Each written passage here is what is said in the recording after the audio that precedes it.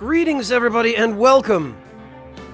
Thank you all for coming to join me again for another evening of Ace Attorney. Yeah, Demonstrandum, we'll get over the instinct eventually.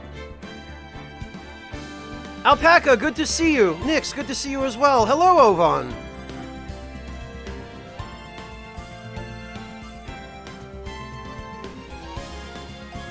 Yeah, I'm not surprised, Ovan.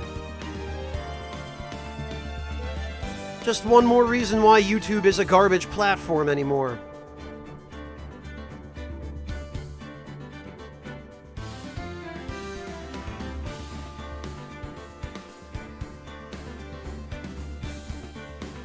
Swap out a burned router with a 2-hour turnaround, Old Red Crow. Who did you hire to swap your router? A router is... you unplug it and you plug in a new one.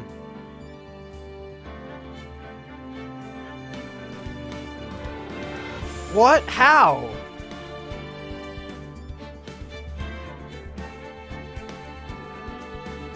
SOSW, Tucker? What?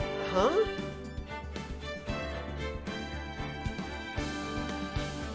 I guess I'm not understanding the context, Old Red Crow. Is this a home installation or a business installation? Because if it's a home installation, the only way I can think of that replacing a router would take 2 hours is if the router was so badly melted that it was, like, fused to the wall or something.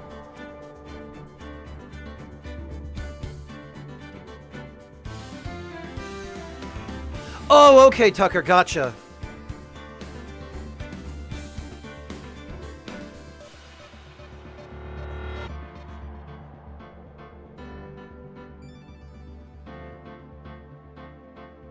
Home installation text or skip. And your router isn't in a really inaccessible place, right?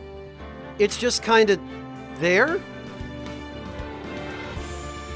Like sitting in a spot where it's easily accessible? Oh, okay. I was gonna say, Red Crow, because 5 minutes is all it should take to replace a router, to unplug it and plug a new one in. So the other hour and 55 minutes was just waiting for them to get there. I gotcha. You scared me for a minute, Old Red Crow. I thought that, like, you were working with a professional server-level router that had somehow caught fire and burned down the building where it was housed, or something.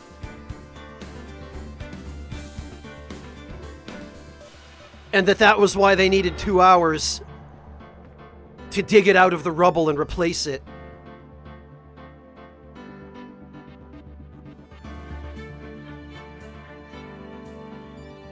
Oh yeah, they'll do that. They'll do that, Red Crow. In any case, greetings to anyone who stopped in the past few minutes. I'm sorry, I stepped away for a moment to refill my water pitcher so that I don't completely dehydrate myself by drinking nothing but tea. In any case, how is everyone this evening? How are you all doing?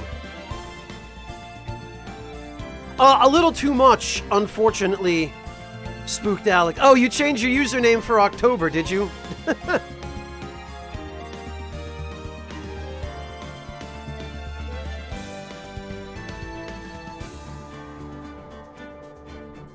Oh, good luck on your exams, Tucker. You're doing catering in an hour, Klaus. No kidding, I didn't know you were a caterer. Oh, good, Zap. I hope you're enjoying them.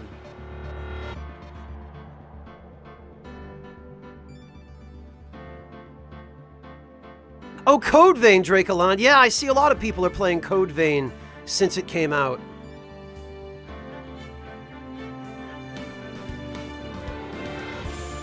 Drying off key... Oh, was your keyboard that dirty, Demonstrandum, that you needed to totally disassemble it?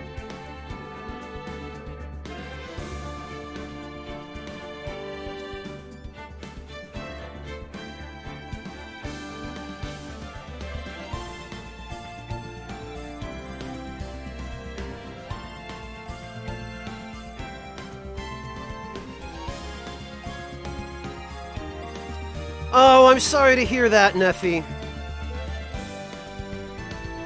And I'm sorry to hear that as well, Miss Bangle. Geez, I hope you feel better. And Neffy, I hope you feel better too, fairly soon. Make sure that you take whatever opportunities you can to just get some rest. And take a little bit of time to yourself. Oh, archery practice. Very nice, Tucker. Good luck. Enjoy.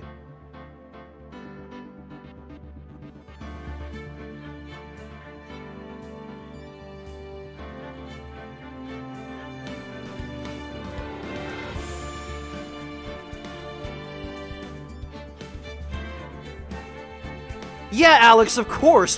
What did you expect? You know what to expect when you come here.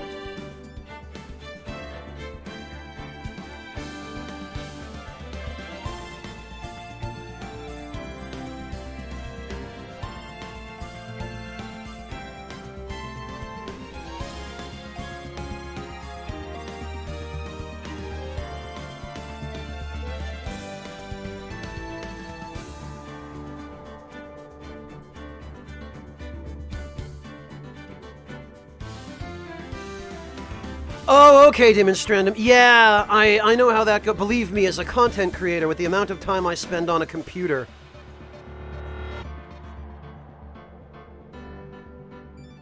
Well, good, Alex. I'm glad to hear that.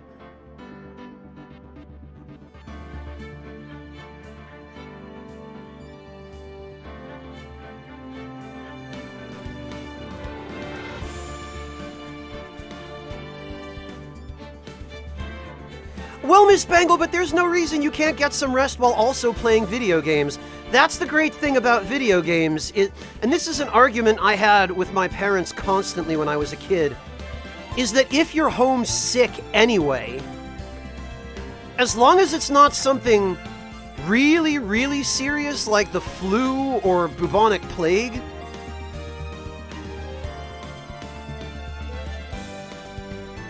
there's no reason you can't get in some video game time while you're recuperating, while you're sipping your hot beverage or your chicken soup, covered up in a blanket with your feet in a tub of hot water. Not that anyone does that anymore.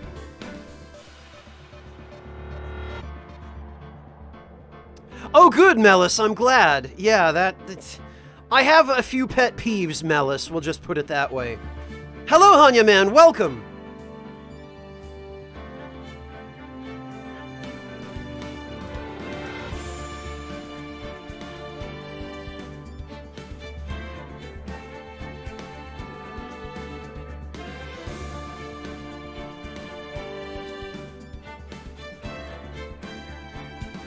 Oh, yeah, Nix, that was actually explained in, I guess, the personal blog of the head of the localization team for, I think it was the second Ace Attorney game onward. Oh, see, Miss Bangles? So he knows what's up. No harm in keeping yourself entertained if you're going to be homesick. And that's the thing is, back when I was a kid, if we were homesick from school, it seemed to be the universal expectation on the part of our parents that being homesick meant that you weren't allowed to do anything to occupy yourself. Because I guess their logic was, you're not staying homesick to play. If you're gonna be home from school, then you're gonna be miserable. Because that's your punishment for being sick. Or something along those lines, I guess. So whenever I was homesick, I always had to, like, sneak my Game Boy under my pillow. Because the expectation was that I would not leave my bed if I stayed home from school for any reason. Or for that reason, at least.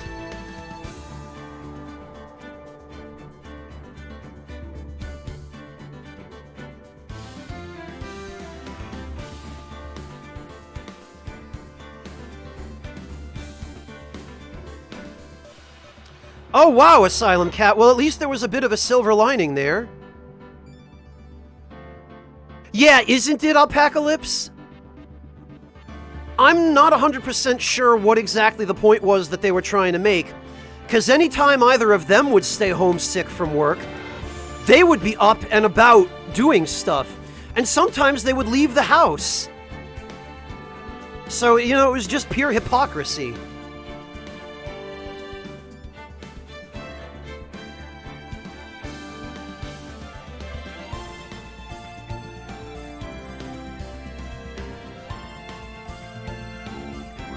Yeah, Hedgehog, exactly. When that's really a completely... That's comparing apples to oranges. It's a completely illogical argument.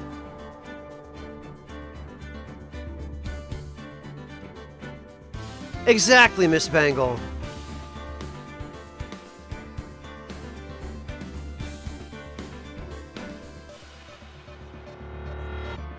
Well, Ravius, but that's what I meant about the difference between, being home with something that was contagious and that was enough of a reason not to go to school, but that wasn't totally incapacitating. The difference between that and, oh yeah, I've got the flu. Even if I had the energy to play video games, I have a good reason to stay in bed with this, There is a difference. I'm just talking about, you stay home because you've got the sniffles or something, and you don't want to be spreading it around at school.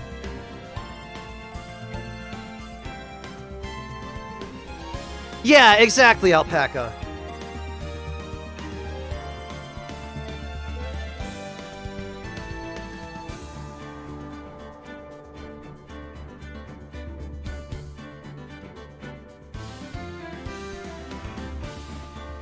Oh, they'd send you in and make all the other kids catch it, Ravius? Nah, that sucks.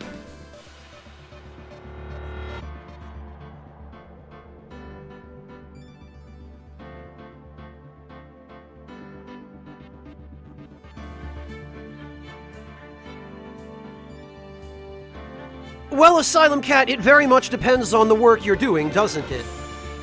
Like, if you're doing paperwork, if you're doing a work-from-home kind of job, where you're just doing data entry or programming or something, yeah, you can stay home and still have a productive work day as long as you're not so sick that you literally can't get out of bed. But if your job is working in a hospital with other people who maybe have sensitive immune systems, yeah, you damn well stay home if you're ill.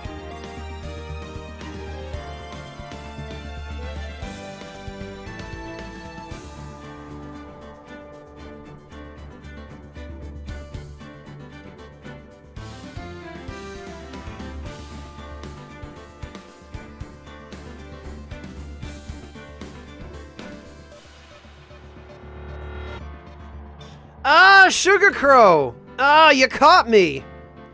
You caught me, Sugar Crow. Greetings and welcome. Thank you so much for the raid. Hello, Sugar Crow. It's great to see you. Yeah, I guess so. Demonstrandum. Sugar Crow, how are you doing? I see you've managed to catch me for a second stream in the row. Hello, Monotone! Did you come in with Sugar Crow, Monotone? Were you two hanging out discussing biology in her stream? Is that what you were doing? Good, Sugar Crow. I'm really glad you're feeling better. Speaking of staying home sick from school, actually, I swear we didn't plan it this way. Yeah, Hedgehog, but then that's not fair to the kids who actually are sick. No, Ovan, see, Monotone is studying to be a marine biologist, and Sugar Crow is majoring in, what was it, Sugar Crow? Biological chemistry? Oh, you did in Discord earlier. Okay, awesome. I'm glad you had the opportunity. Alex, thank you so much for gifting a sub to the Asylum Cat. And hello, Nestorados, welcome.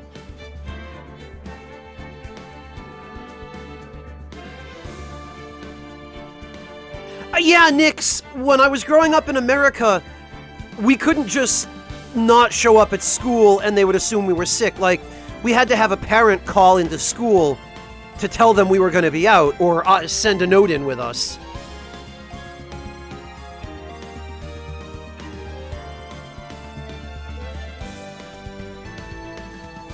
Okay, Sugar Crow, thank you for clarifying.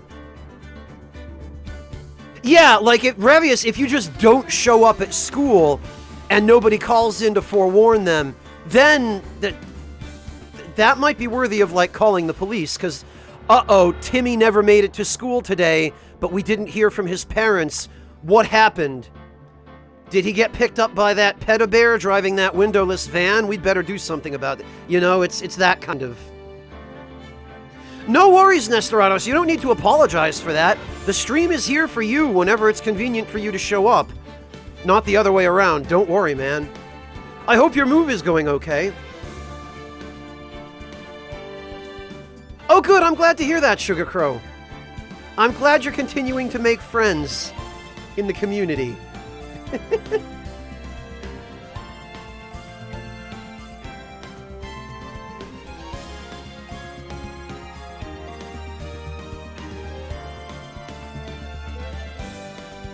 Yeah, Monotone, but your parents sound like the really hardcore, strict type.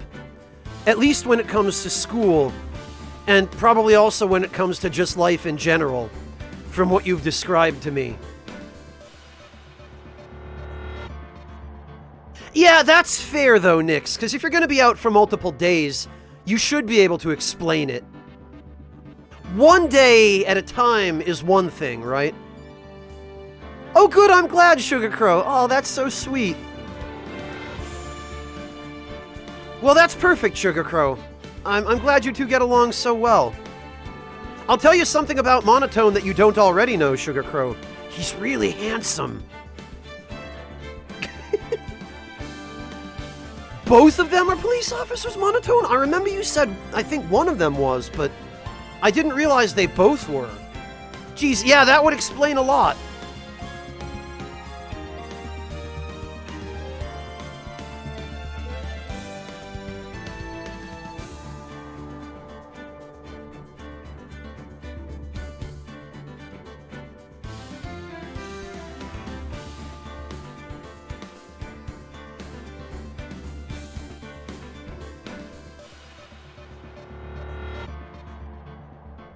Even when you were genuinely sick, Alyss? Ah, that sucks.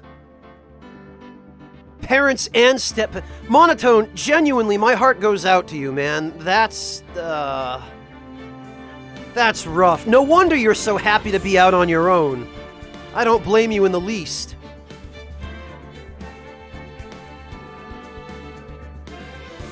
Jumped out the window of Universe. I hope it was only a first-floor window, Alpaca.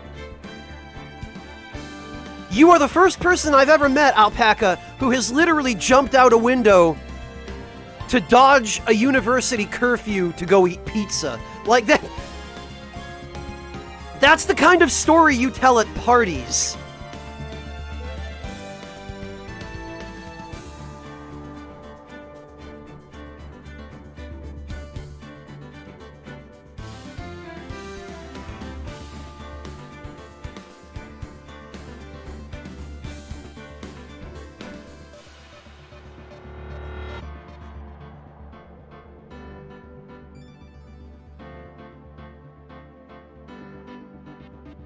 I mean, I suppose it's a sort of a party, Nomialis.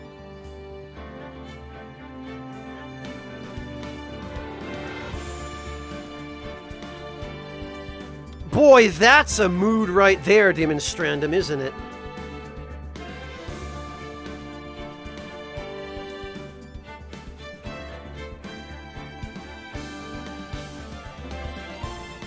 Wait, what? Why is my... PS4, please. There we go. Sugar Crow, I have to check to see what date Wednesday is.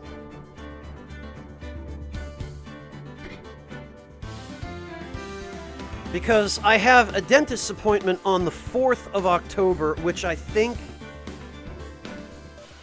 Hang on. I mean, that won't take the whole day, obviously, but... Yeah, no, that's actually the day after... That's the day after tomorrow. I should be able to. Hello, Rockethead, welcome! Oh, good, I'm glad it's at least going well, Nestorados, because sometimes moving can be a huge pain. Yeah, Sugar Crow, I lose all track sometimes of the dates.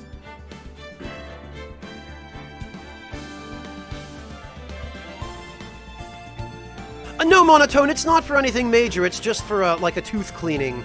For the annual, you know, the thing you're supposed to do so that your teeth don't turn black and fall out, which I would prefer that mine didn't. So that's why I'm going to have it done.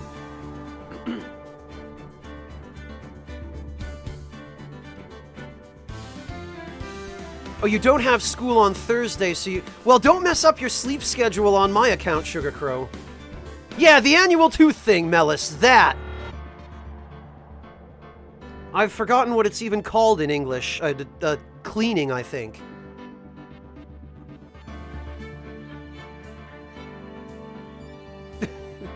Fair enough, Sugar Crow.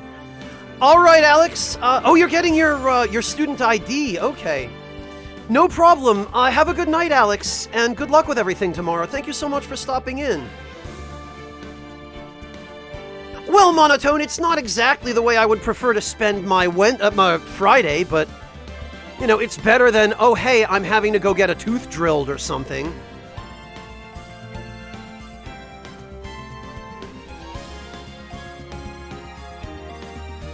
Oh, good luck with the test, Sugar Crow.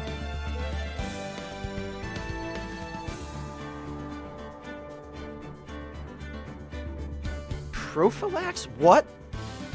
Demonstrandum? I don't... Peace Thinker, I'm enjoying it quite a lot, actually. I finished the first game. We're on the second one now. I think we're getting fairly close to the end of the second case.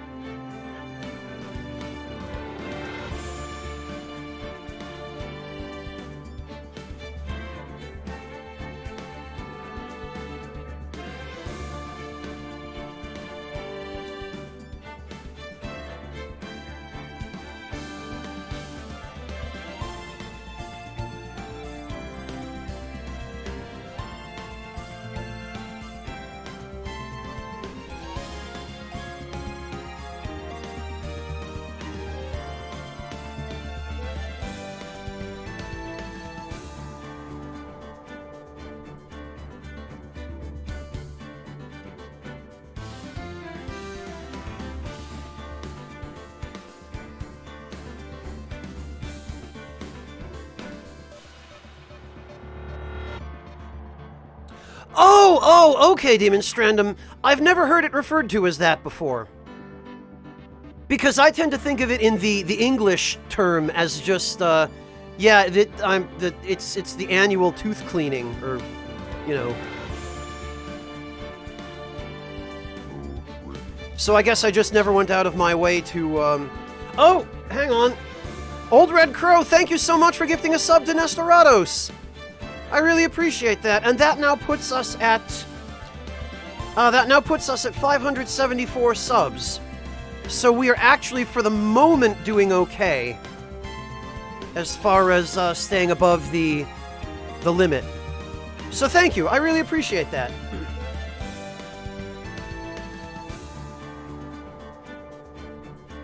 Asked myself, how did I come up with the name A German Spy? Didn't I could have sworn I explained that at least a couple of times on YouTube, Alpaca. Or did I imagine that I did and I've just forgotten?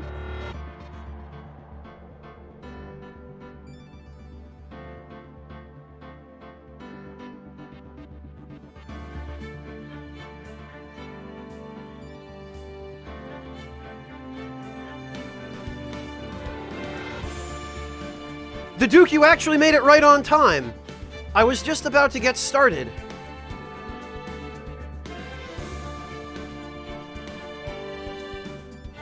Well, yeah, Old Red Crow, that's what I thought, but...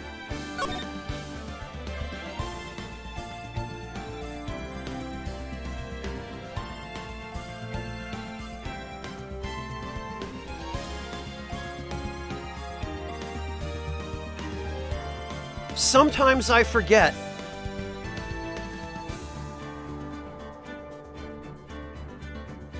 Oh, okay, yeah, Alpaca, then you definitely missed it because I would have explained it in a much, much earlier video than those. Okay, yeah, that's why.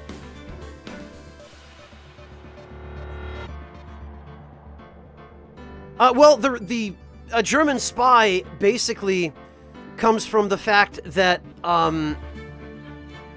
it's based on where I work, where I've worked for a while during my day job. I work a government job.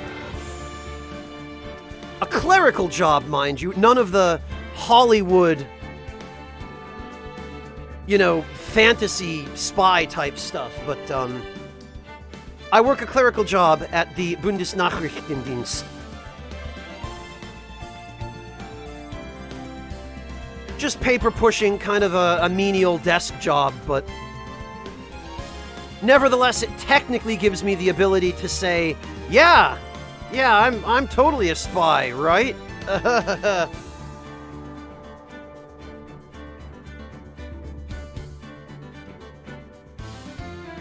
Yeah, see what I mean? And then immediately everyone in chat goes to the Hollywood James Bond image of a spy, which, at least in my case, is absolutely not how it works.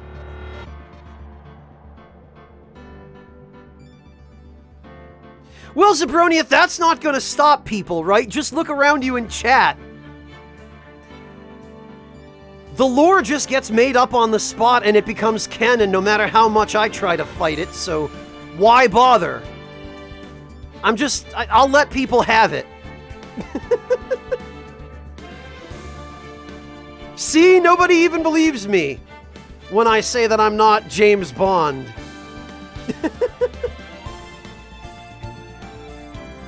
Well, mission improbable in my case, Brando the Great, but yeah.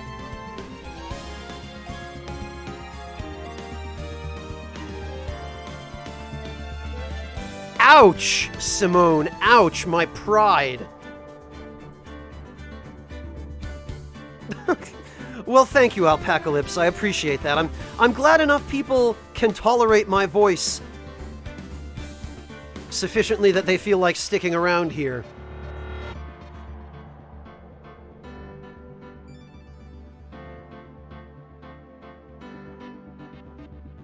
See what I mean, Circular? The lore just writes itself at this point. I don't even have to come up with a cover story, because I can just pick the one I like best out of chat and just run with that.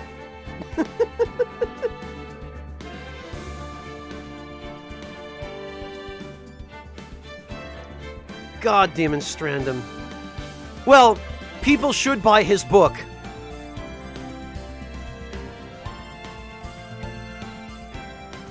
I don't know, Crow. I feel like he has more important things to talk about than video games.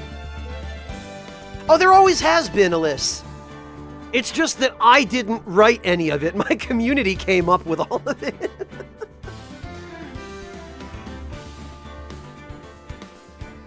So I don't know what, At this point, I'm having trouble even keeping track of the lore.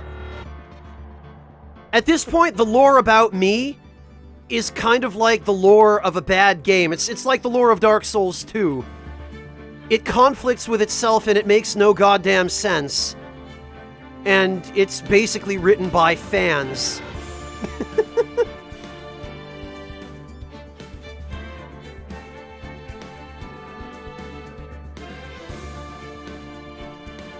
Wait, what? I have a subreddit, Ryuji? Since when?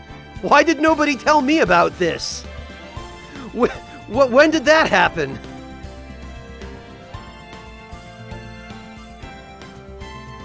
Oh, thank you, Sugar Crow. I appreciate the reassurance.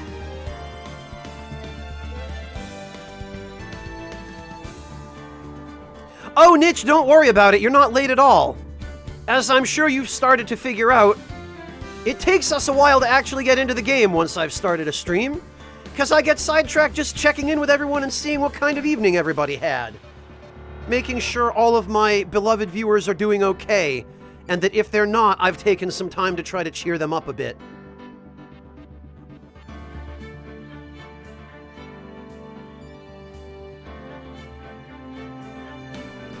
think we're about at the end of that part of the stream, so actually, it's time for me to forget to play the game some more.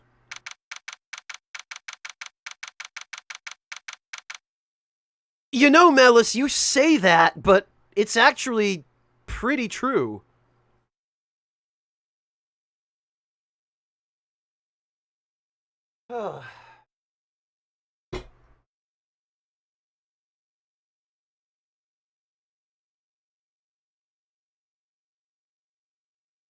Yeah, the cardboard cutouts circular that stand there and do nothing idiots.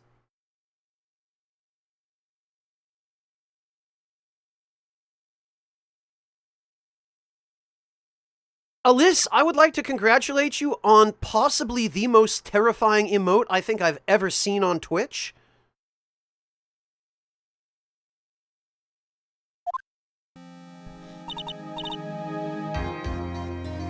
Nick? Yeah? Did you know that Von Karma's daughter is only 18, just like me? Yeah, but just because she's legal doesn't mean I would ever touch her with a 10-foot pole. That girl scares me. Yeah, why? I was just thinking about how strong she... Maya, sweetheart, there is a difference between strong and batshit crazy.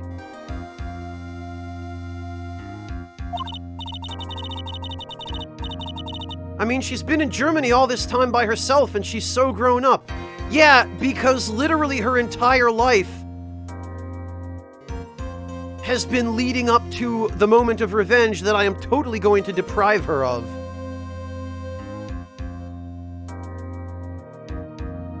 Yeah, Monotone, welcome to any Japanese media in which women are depicted.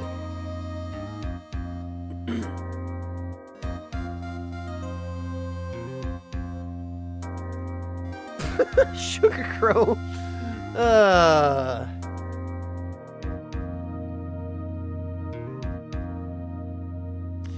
Well, Monotone, there are some stereotypes about Germany that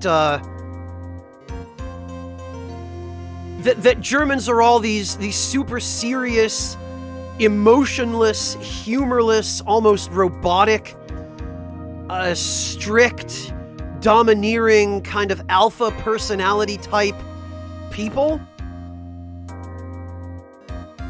And that German women are these sorts of, I guess, like iron, merciless, lion personality kinds of people. It really largely is not true. The German language does not help because it sounds like such a ferocious and forceful language.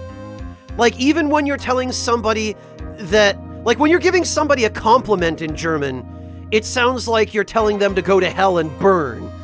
And that doesn't help. And our history also does not help. However, really, by and large, it's not true. German women are some of the kindest and gentlest and most affectionate women I've ever interacted with. I mean, of course, there are all kinds of people here, and I have definitely met a few women who absolutely fit that stereotype, but by and large, it really isn't true. Well, it's not just you, Sugar Crow. You're part of the reason I say German women are sweet and gentle, yes, but there are others as well, you know?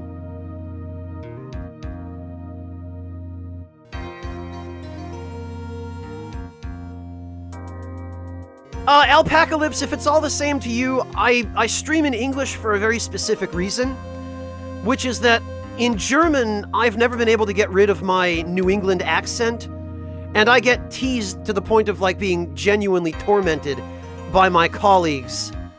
And so I prefer to stick to English, just so that I don't end up with any, you know, any video clips on the permanent record that will come back to haunt me.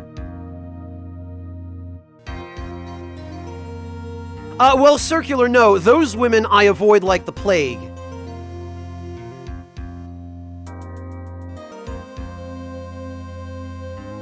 But just to answer the question of whether the stereotypes are true, no, for the most part, they're not.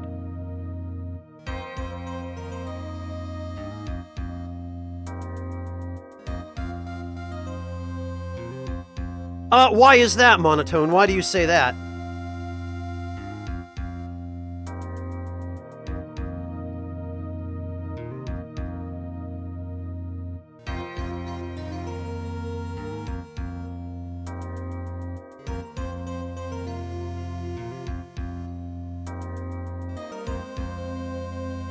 I see, Temad.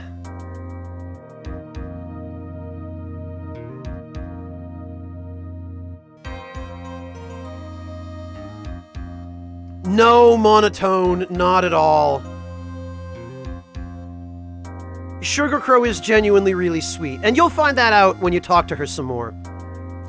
All I'm saying is that the stereotypes about Germans in general being these sort of robotic hard-asses, for the most part, those stereotypes are not true.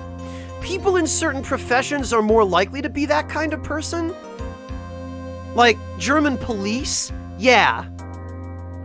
Yeah, frequently yes, but in general...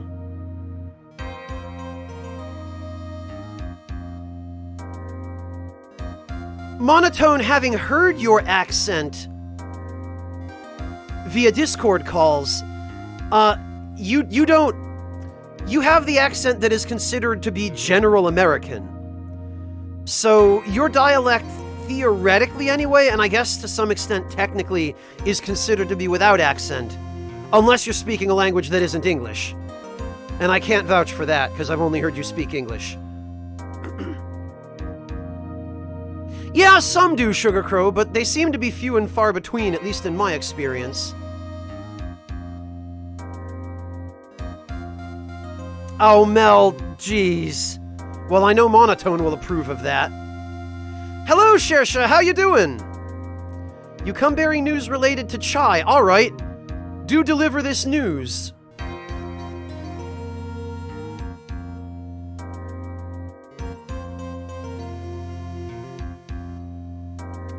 Oh, good. Well, I'm glad he was the light-hearted sort, Miss Bangle.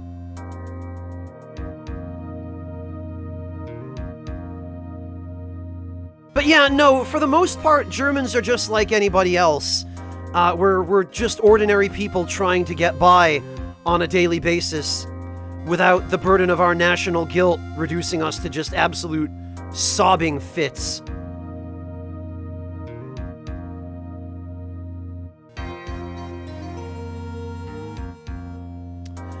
Shersha, isn't chai normally supposed to have cardamom in it?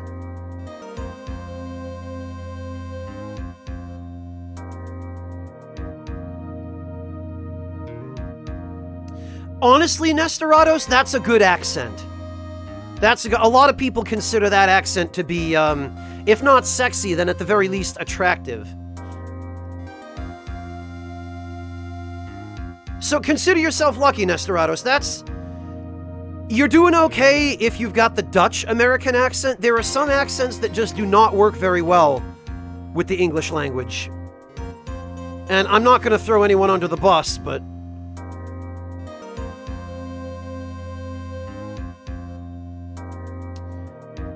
maybe I'm misremembering that, Shersha, but I thought for some reason that masala chai, anyway, was supposed to have cardamom in it, but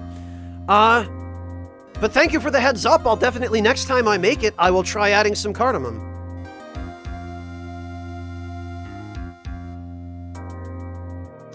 Well, Thane, that's where most non-Germans get it. That's where that feeds into the stereotypes.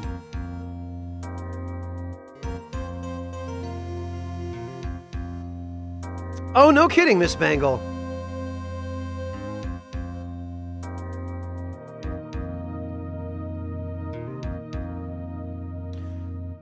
Honestly, though, Shersha, from having spoken to you directly via, Discord calls, your accent would not be the least bit out of place in the area where I grew up, in Connecticut.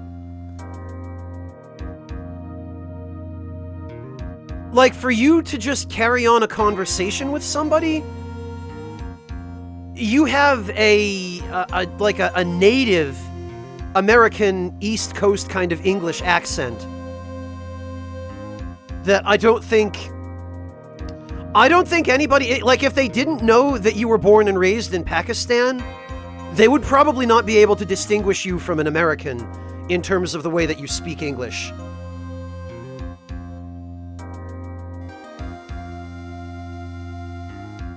I mean, hopefully you'll take that as a compliment.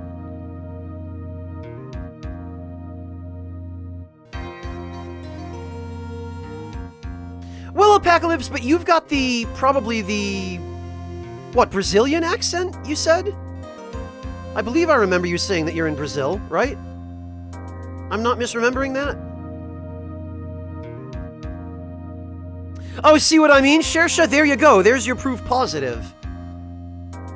And you should take it as a compliment, because mastery of another language to that extent is not easy.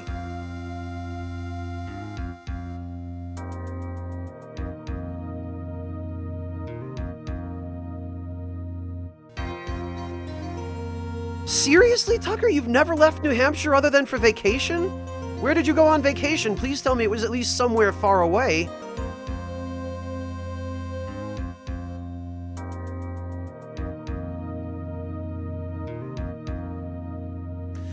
We try, Nitch, we try. I guess, Nitch, yeah, my little slip-up posting the stream notification in the wrong room earlier did draw your attention to the food pictures there, didn't it?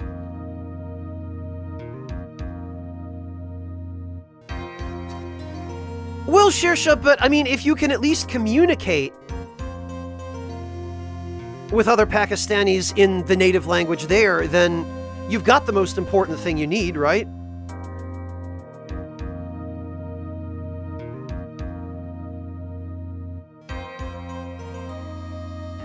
Oh, you did, Sugar Crow. Yeah, I've gotten a few things from them. Their stuff is actually very decent.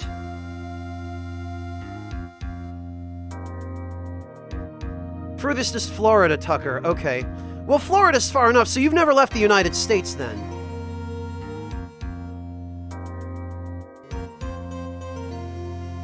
Oh, you can't have oh, I'm sorry to hear that, Nitch. I guess you must have, well, I won't ask. It's none of my business, but I hope that your health is all right, Nitch, and I hope everything straightens itself out for you soon, and I hope you're able to get back to a normal diet ASAP.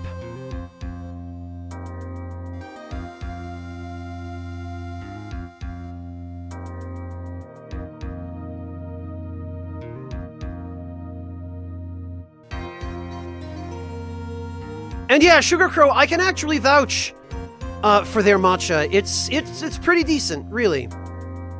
And some of their other stuff is nice as well.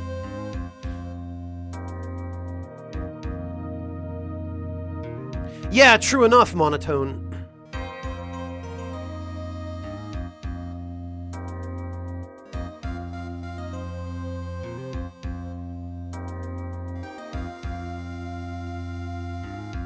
Well, Cher should definitely take it as a compliment, because English is not necessarily an easy language to master. And I ought to know.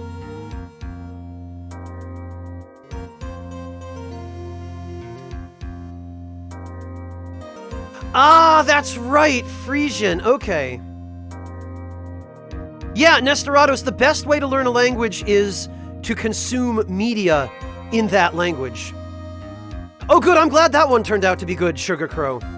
The picture you showed does make it look quite fancy. Ah, Old Red Crow, very nice. I never liked Feta myself, but boy,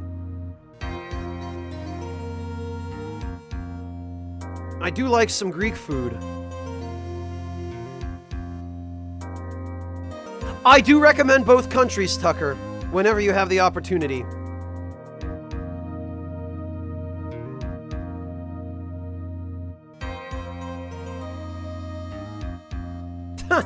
Well, Ralph, there's always public transportation. Well, depending on where you live, I guess.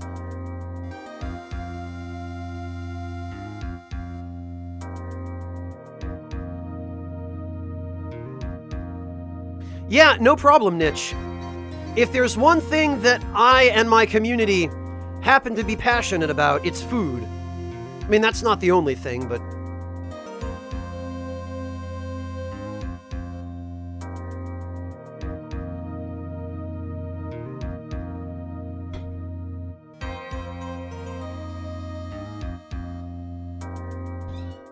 Well, I do too, Ralph Clogs, because as a kid, I was forced to do a lot of travel on my parents' terms to the places that they wanted to go, which were generally of little or no interest to me. But travel is different when you're traveling someplace you want to go, you know? When you're doing it because you want to and you're there because you chose to be.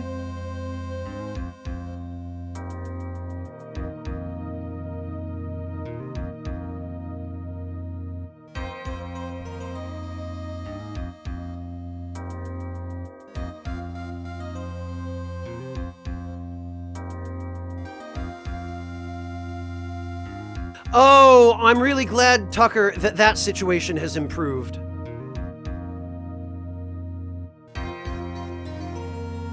Well, Ralph Clogs, I travel for a number of different reasons. Izuna J, thank you so much for the Twitch Prime sub. Welcome to the Ragtime Lounge. Ralph Clogs, I do travel largely for food, but I also travel to experience different cultures and settings. Hello, Izuna, how are you doing? And, I mean, Ralph, the thing about travel is, you learn so much more from one trip to a country you've never visited before than you do from months of reading textbooks on that country. You learn things that you can never find out from a textbook. Oh, Temud, I don't think I have a favorite kind of food. I can't. There are just so many kinds of food that I love. I can't just pin down one as a favorite.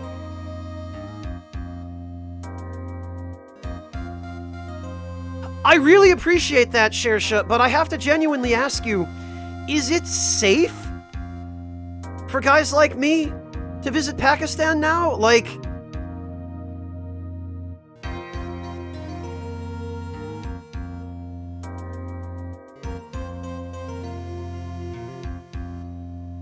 I have always wanted to visit parts of the Middle East, but with the situation there right now being what it is, or, you know, in parts of the Middle East anyway, it's always been difficult for me to sort out what's a good idea and what isn't. Circular, my favorite food is food.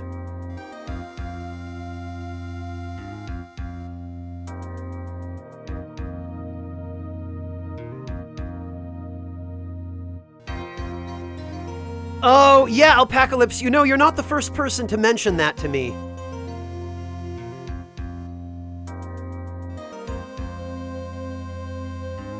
Oh, your degrees are in the English language, Old Red Crow. Okay. I did not know that.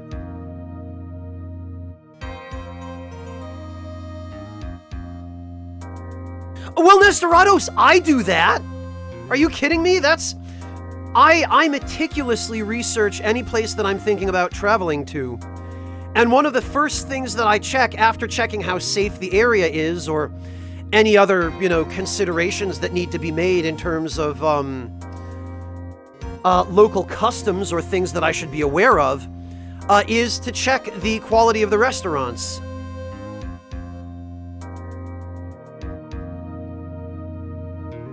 Okay, Shersha, that's reassuring.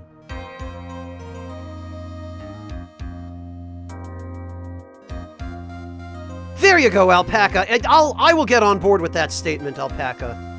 I'll die on that hill.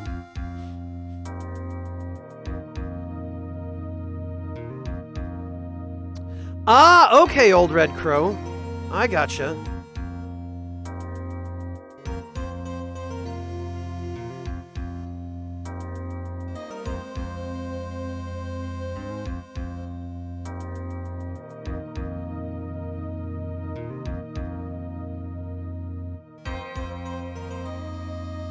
Oh, that old classic, Nesterados, yeah.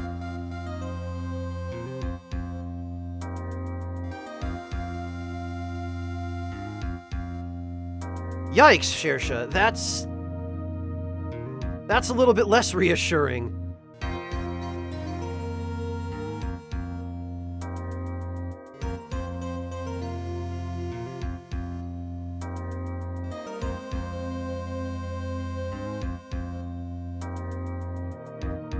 Well, Melis, I know Pakistan isn't technically part of the Middle East, but it tends to get kind of lumped in there because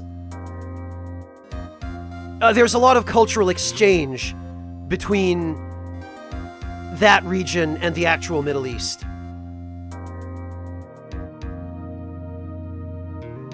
Hello, Karamai! Welcome!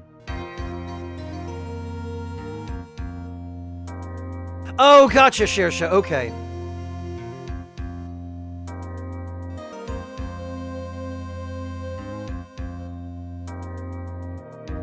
Yeah, Shersha, that's what I mean by cultural exchange. It seems like, from what you've described to me of Pakistani culture and cuisine, it seems like you guys have a lot that's uniquely Pakistani, but that you've also borrowed a lot from the surrounding countries and regions.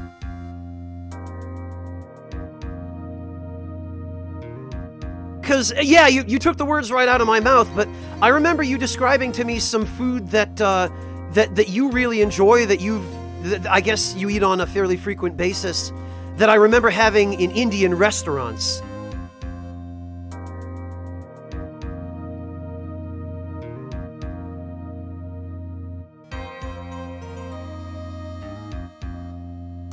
Harry Potter and Shaggy from Scooby-Doo. Oh yeah, it might have been biryani, Shersha. Yes, that does strike a bell.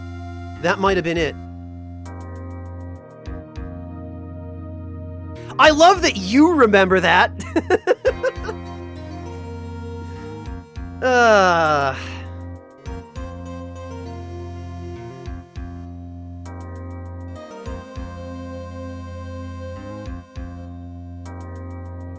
Oh, yikes. Welcome back, Miss Bangle. I'm sorry to hear that.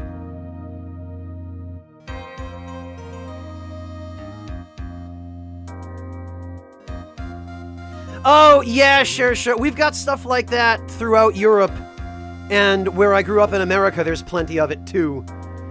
Different regions claiming to be the origin of a particular type of food.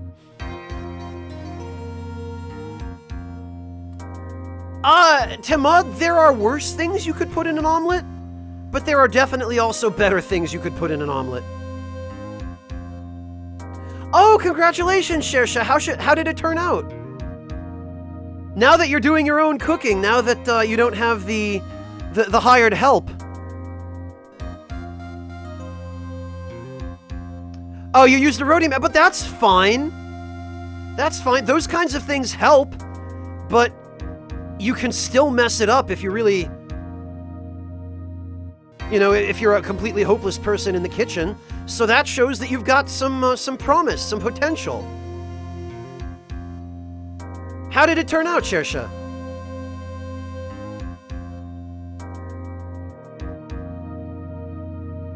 Well, Ralph Clogs, if I ever have an opportunity to visit that part of the world, I will definitely make sure to let him know.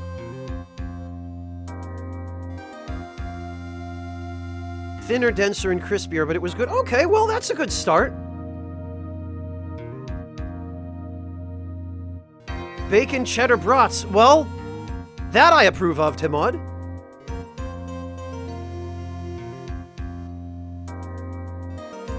Oh, Nitch, don't worry about that. No matter how hopeless you might be in the kitchen, you can always learn. It is never too late.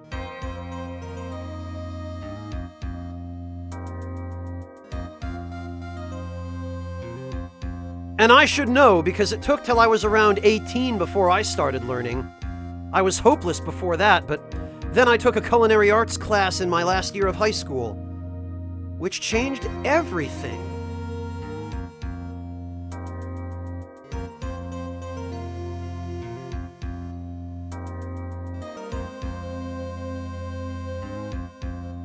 Do it, Nestorados. No one's gonna stop you.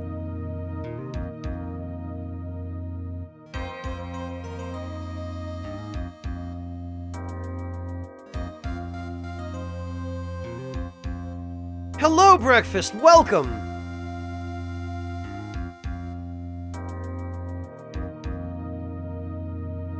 Ooh, nice, Sugar Crow. Congratulations. Like a school bag? Like a carrying bag you got?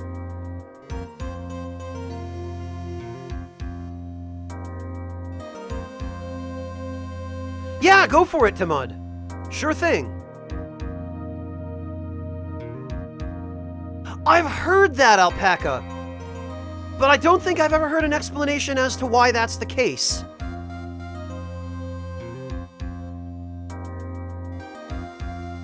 Foodgawker.com? Really, Tamud? Are they in the middle of a lawsuit to release the details of a cooking tape by Food Hulk Hogan? Oh, it's actually a dedicated lunch bag. I see, Sugar Crow. Oh, this is cool. I love how in the picture for it, they show, oh yeah, you can fit 12 cans of Coca-Cola, or 2 casserole dishes, 2 apples, and 2 cans of Coca-Cola.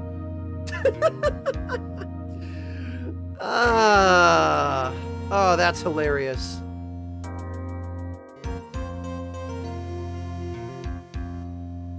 This looks like a great lunch bag, though, Sugar Crow.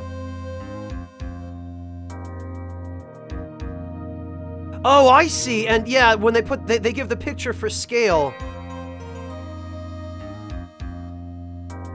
you got the medium-sized one, it looks like.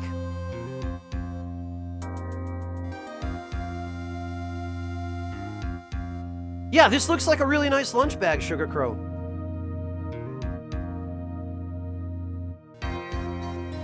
Oh, okay. I figured it had something to do with that, Alpaca.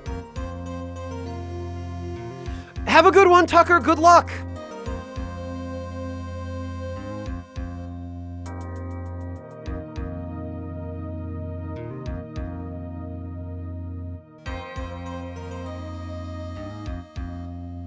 Yeah, see, Old Red Crow? You see?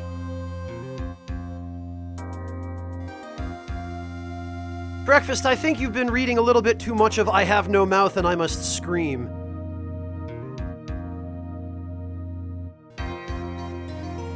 Yeah, Monotone, you see how the link she posted is for the German Amazon, but with a lunch that consists of 2 6-packs of Coca-Cola, they might as well be marketing that bag to Americans.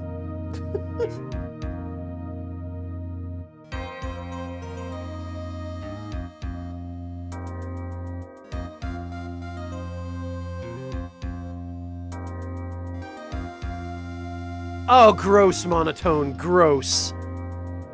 He deserves whatever happens to him. The sterility or whatever side effect. Yeah, Mel, but in the rest of the world, people don't drink 2 6-packs of it for lunch.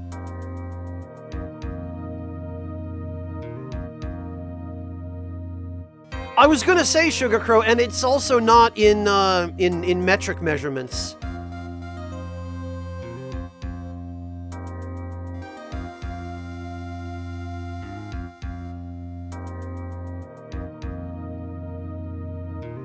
I'm half teasing, Old Red Crow. Only half teasing, but half teasing.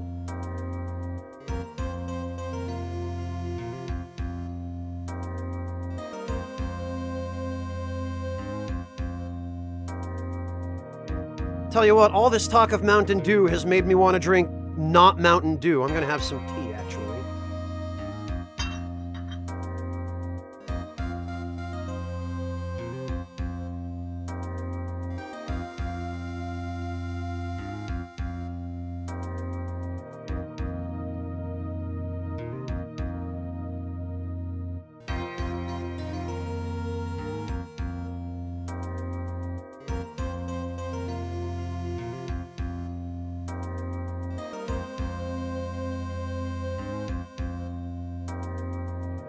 Well, Mel, then clearly you never went to my high school, because Damn.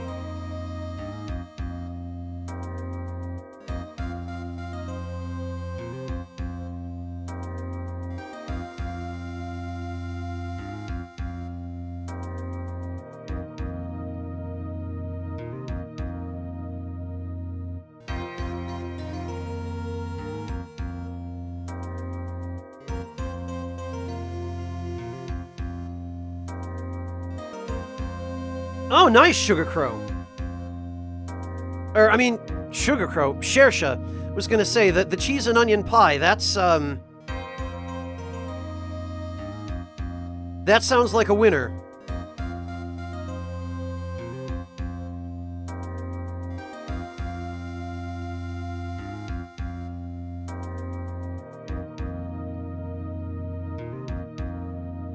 Well, Nitch, it is true. I grew up there. I ought to know.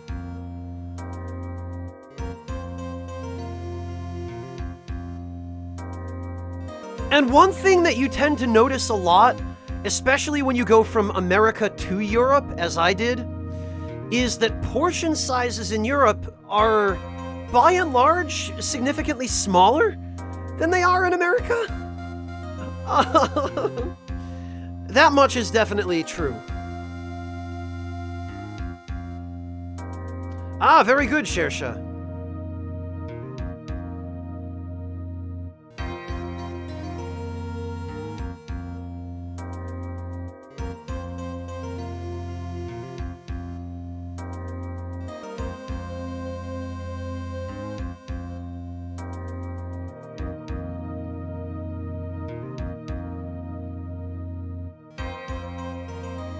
You do, Sugar Crow? Okay. Enlighten me.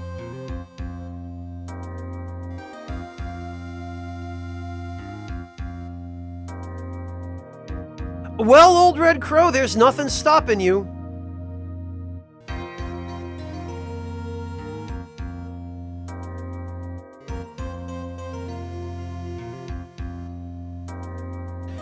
Well, Nitch, but that works the other way around as well. Haggis, I believe, is legal in Canada because Canada is part of the Commonwealth and they do the whole Burns Night thing. But haggis is illegal in America. Which is ironic because generally America has much lower standards of quality for food.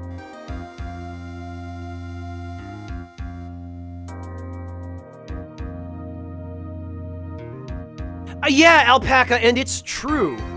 It's actually really annoying for me because...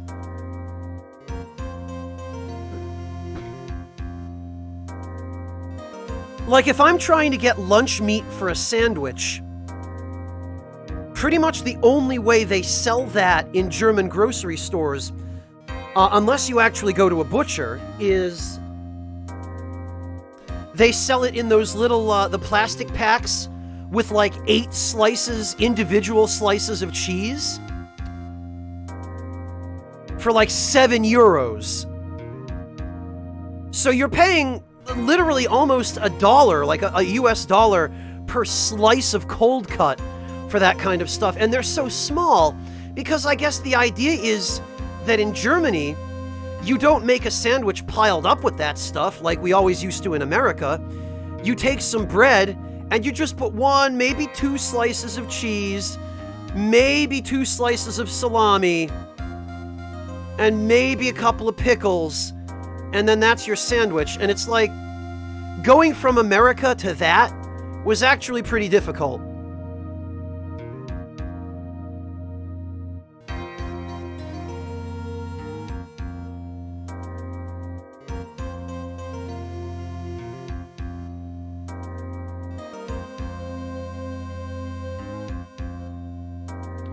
Oh, okay, I gotcha, Sugar Crow. I was about to ask where it was.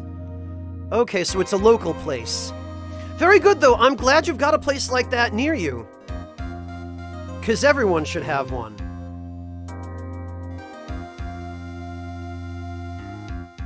It was pretty upsetting, Nitch.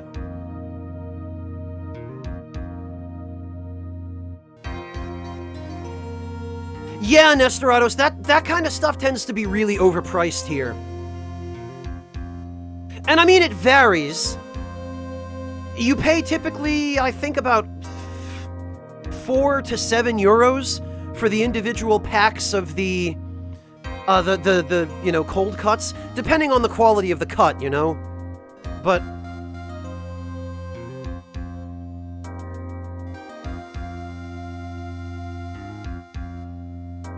yeah, Alpaca, I still have that problem in Germany. Sometimes it's just not practical to buy the individually wrapped cold cuts here if you want to make a sandwich.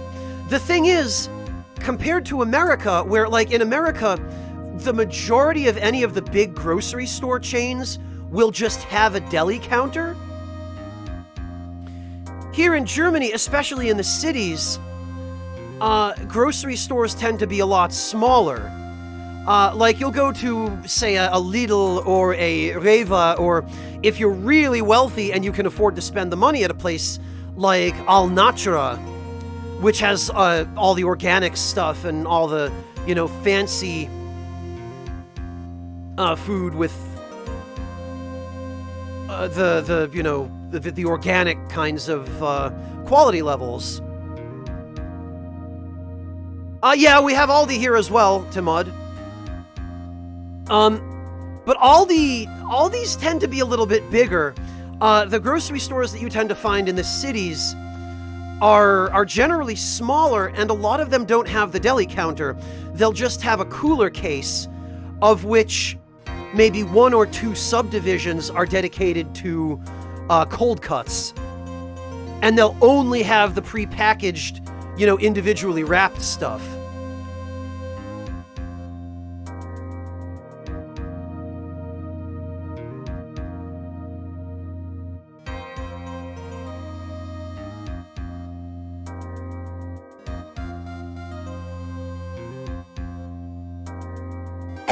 Ugh.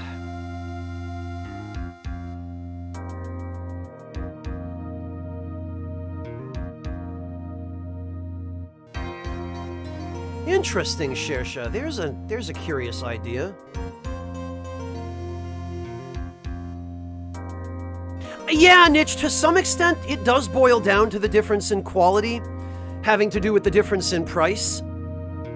I mean, obviously, better quality food is more expensive no matter where you go.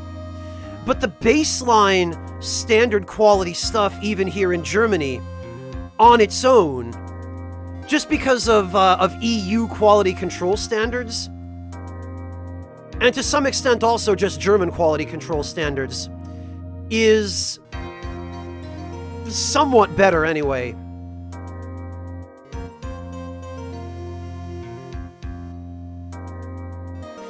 Yeah, Sugar Crow, if you go to the really fancy ones, they still get...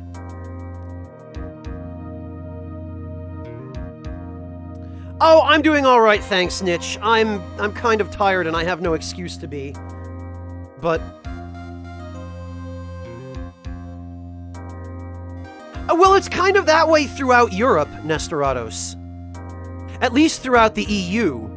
And even in some countries outside of the EU.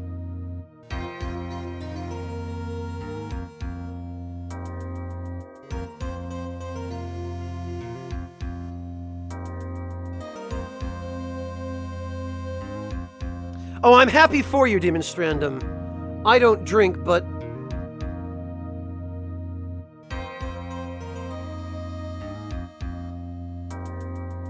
At least now, Demonstrandum, you don't have to drive across the border into the Czech Republic to get your alcohol, eh?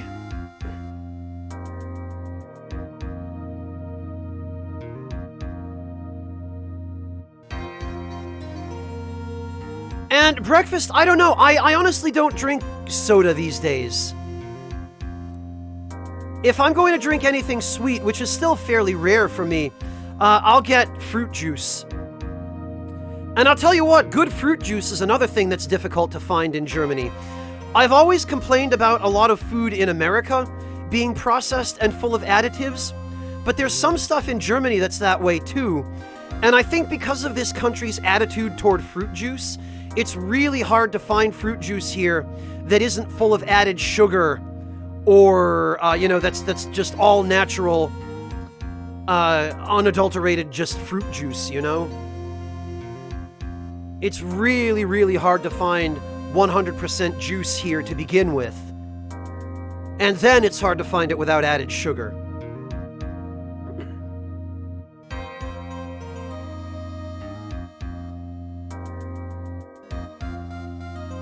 Ah, amen to that, Bird Teeth. Any kind of chai, like masala chai is my favorite in terms of that sort of family of tea. Oh, no kidding, Nitch. What kind of tea did you get? Yeah, Nestorados. I avoid that stuff like the plague, but for whatever reason, Germans don't seem to think twice about it, so most of the fruit juice you find here is just full of added sugar or other additives or that kind of stuff. Good night, Demon Strandum. Take it easy.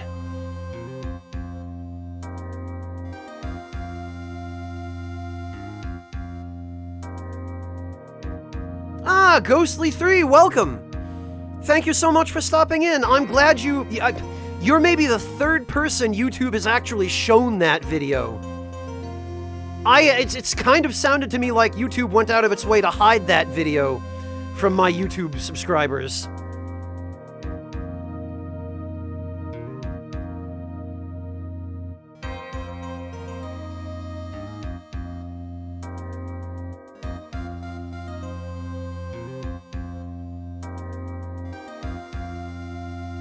Oh yeah, Nestorados, I am really careful about reading ingredients to make sure there's nothing I don't want in what I buy. The problem is, the food that doesn't have the crappy ingredients in it is usually the more expensive food, so...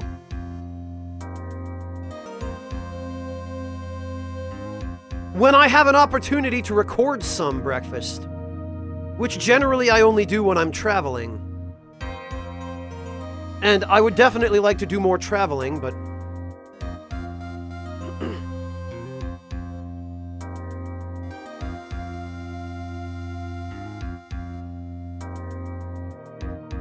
Yeah, Demon Strandum, and occasionally you can find it elsewhere, but that's the problem, is it's so expensive.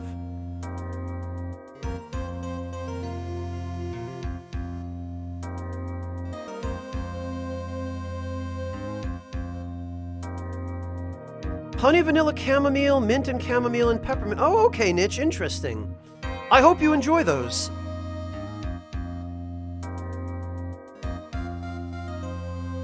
Oh, okay, Ghostly. Well, see, there you go. Yeah, I make that video, and YouTube goes out of its way to hide it because probably there's stuff in it that, you know, if you say the word YouTube and sucks in the same video, YouTube goes, oh, no, you didn't. No, Stormy One, it's only the ones from a few months ago.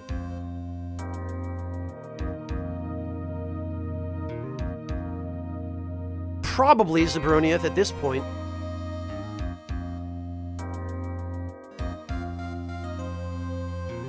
But yeah, Ghostly3, now you know that if you're looking for me, this is the place to go. 'Cause, I'm here. Yeah, why would I say those two words in the same sentence, Britt? What reason could I possibly have?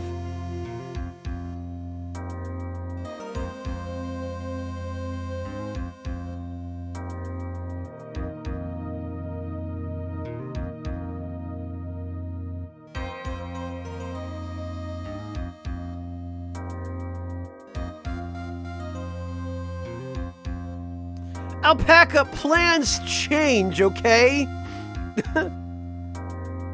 I originally thought that I wouldn't be able to do a full LP of it because of the nonsense that Atlas Japan was doing, where they were actively going after people for streaming past a certain point.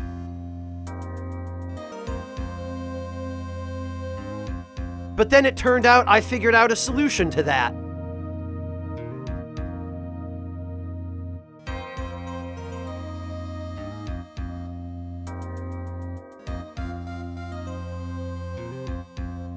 Which was essentially uploading everything after that point on a throwaway YouTube channel.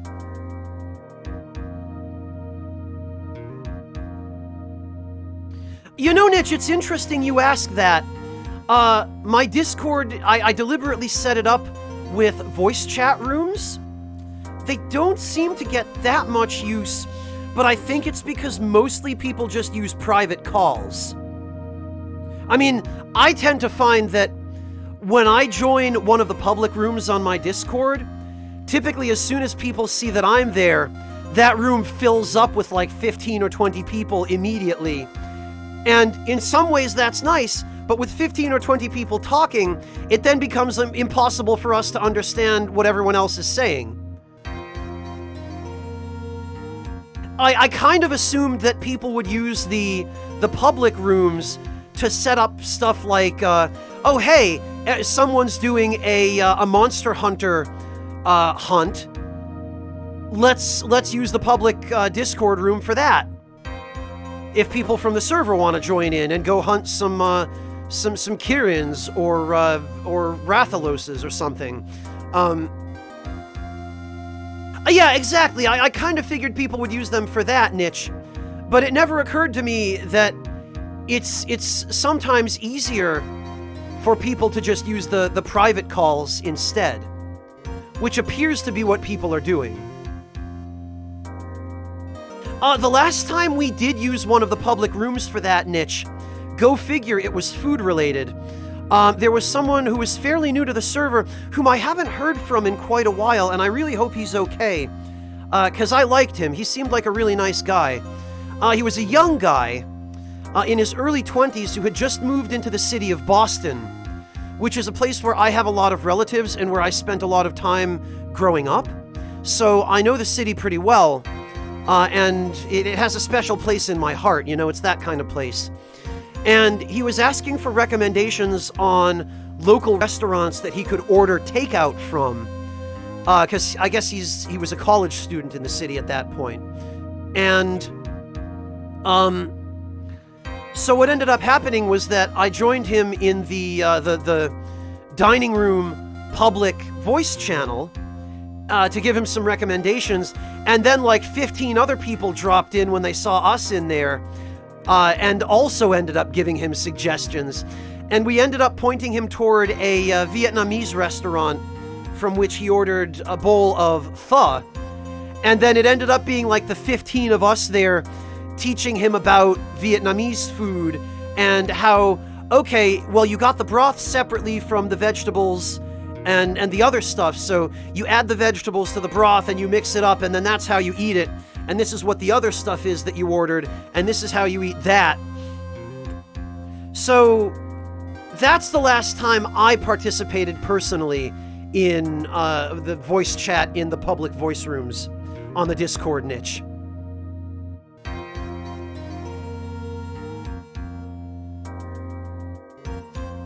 Oh, and I see a couple of you also have experience with the city of Boston. Yeah, that would be cool. Maybe someday, Old Red Crow. Maybe someday they'll give us mounts in Monster Hunter.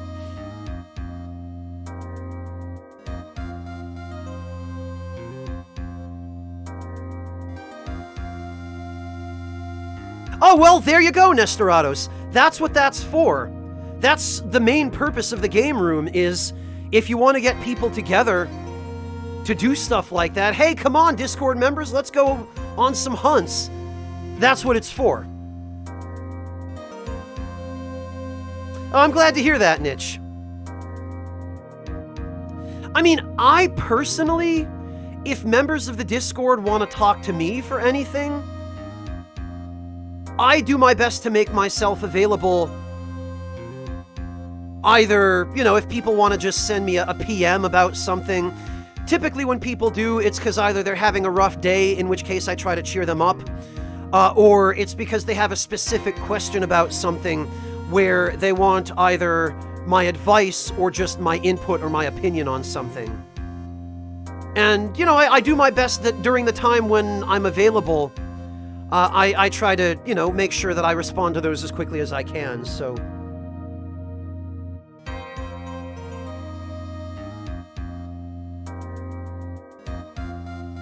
Yeah, Nitch, I mean, that's the entire purpose of having a Discord, isn't it?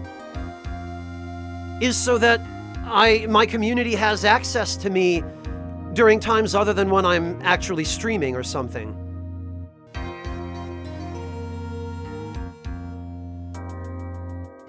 Is that so, Breakfast? Oh, very nice, Old Red Crow. I'm quite fond of the hammer as well.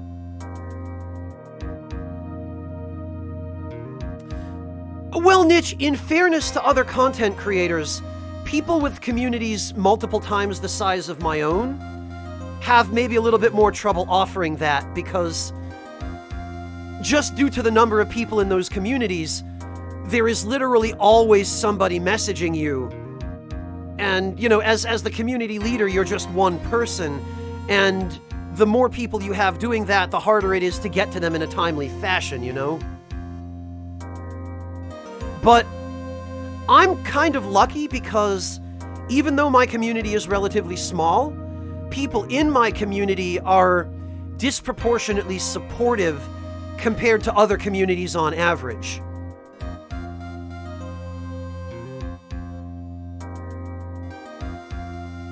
Well, Niche, it isn't even so much a question of being stressed out. It's just, for people who run bigger communities, it's a question of just having any personal time to themselves, you know? Because, as with any other job, you have to kind of balance your private life with your, you know, the time that you spend managing your community and being there for people and all of that.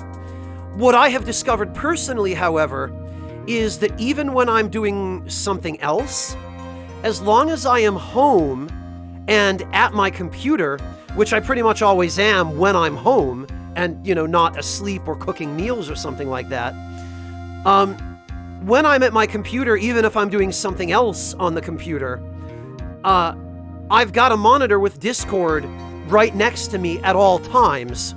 So when I see that somebody sends me a message, it's usually, you know, as long as I'm actually at my computer, it's usually not a big deal for me to just respond to it. Because fortunately, the volume of messages I get from people is not all that high. You know, it's still at a level where it's manageable. And so when anyone has a question or something that they do want to ask me, or if for whatever reason they want to talk to me about something or whatever, I get few enough of those requests that it's pretty easy for me to just answer them right away. Or to answer them as soon as I get home, if I'm out somewhere. Oh yeah, well, case in point, Breakfast. Thank you so much for gifting a tier 3 sub to Ghostly3. Yeah, disproportionately supportive. You guys can all see for yourself how many subs Breakfast has gifted.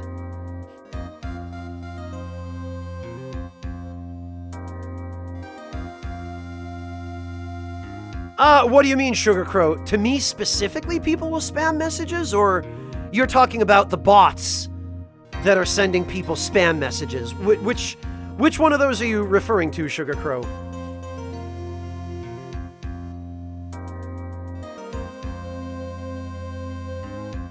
You mean just people sending me personally tons of messages? Oh, I see. You mean now that I've said that I have time, tons of people are going to spam me with messages? I see.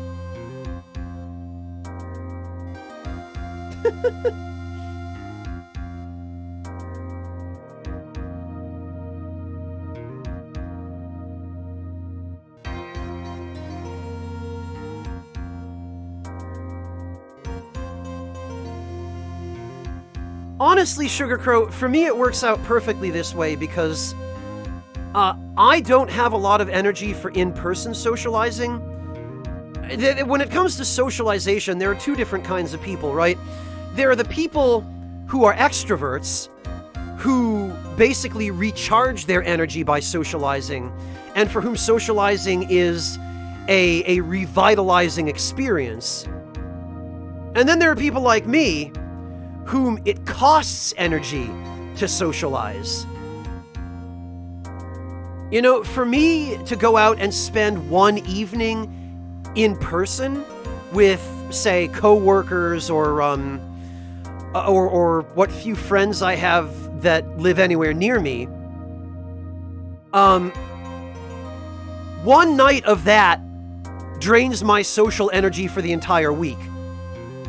And then it takes me the full week after that to recharge my batteries, so to say. So this, doing all of this online actually works out as a much better balance for me, because I don't end up having to spend anywhere near that much energy doing something like responding to a Discord PM, for example.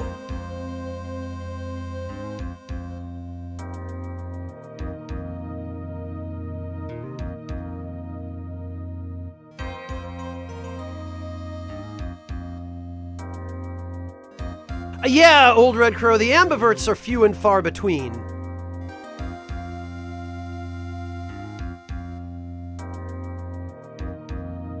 Oh yeah, all the time, Nitch. All the time.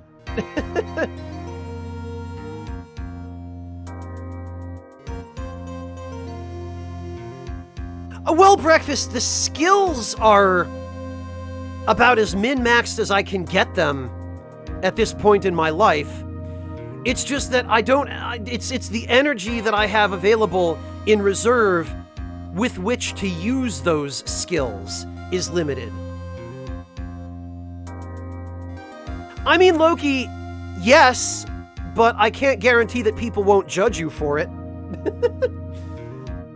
Dare I ask, Loki? No, Loki, if you want to post a picture of food in the dining room, go ahead and post it. You never know, you might have just accidentally created the next big thing.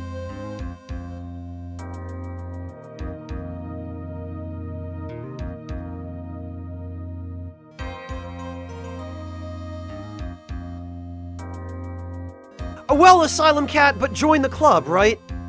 I mean, even I, as a content creator, as someone whose job is explicitly to socialize publicly, I have friends, and I have acquaintances with whom I'm on good terms, and because I really need lots of time to myself outside of when I'm doing this, I end up just neglecting all of my friends and acquaintances terribly, which I feel awful about, but... Oh, okay, Loki. Yeah, we've talked about this before, about how hideous the American cookbooks were between, like, the 1950s and the 1990s. All right, stay-at-home moms, let's teach you what you can do with a Jell-O mold and some canned Spam.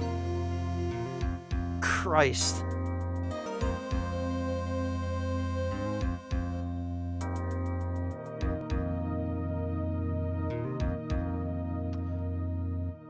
All right, Sugar Crow, what's this? Oh, it's Neko. He's looking very comfortable. Did you just take this just now, Sugar Crow? Because this looks a lot like the profile picture that you were using somewhere, I think. Maybe on Twitch.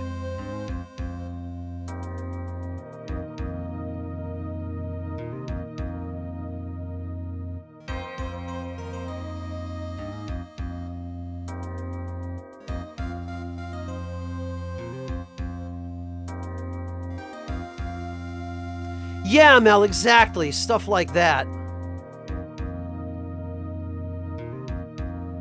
Oh, so you switch back and forth between those, Nestorados. You would be what's called an ambivert.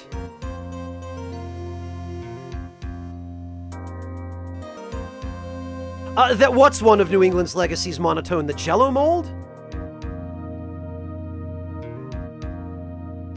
Oh, okay, Sugar Crow, gotcha. So he just shoved himself right in your face and said, "Mommy, do the thing with the camera. Look at how cute I am." God, his pose in this picture, too, is like he's very deliberately trying to get you to take pictures of him for the internet. With his paws tucked right up in front of him and his tail wrapped around himself. This is classic look at me, look at me.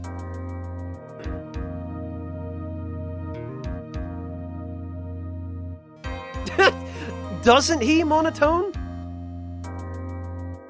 Monotone, has Sugar Crow told you about her cats? Because if not, she should tell you about her cats.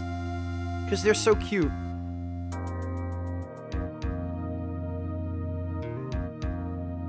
Oh, canned bread. Okay, Monotone, yeah. To be fair, though, Monotone, the concept of canned bread evolved into the Pillsbury Doughboy biscuits that come in the tube, you know? The one that's really fun to leave in your family member's hot car in the middle of the summer. Do you remember that story that was in the news a number of years ago, Monotone, about how, I think it was a woman somewhere in Connecticut, because I think this was broadcast on one of the local news channels. She had just gone grocery shopping, and she'd left her groceries in the car, and she'd bought a tube of the Pillsbury biscuit mix, and she put it in the back seat of her car, and she sat down in the driver's seat, and the summer heat in her car caused the Pillsbury biscuit tube to explode and shoot Pillsbury biscuit dough at the back of her head. And she thought that she had been shot with a gun, and when she reached her hands back to feel the back of her head, she felt the dough, and she thought that she was holding her brains in. So she drove herself to a hospital with one hand on the wheel and one hand squishing this dough into the back of her head, thinking she was holding her brains in. And she gets to the hospital, and the doctors just laugh their asses off when they find out that it was just Pillsbury biscuit mix. Because when the Pillsbury biscuit tube exploded, it made a bang. And it sounded like a gunshot. Like, it just makes me think of that for some reason, Monotone. I remember seeing that story years ago on, I think, a local news channel in Connecticut. I'm pretty sure that's where I heard it. I know, Nestorados, I really did plan on playing some Phoenix Wright here. I promise. Yeah, Nitch, it does. No, apparently not, Alpacalypse. Because, from the sounds of it, this story happened to an American soccer mom. And American soccer moms are not known for their intelligence.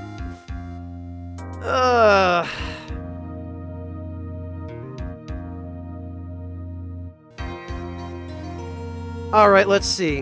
What is this, Sugar Crow? What did you... Is this another cat pick?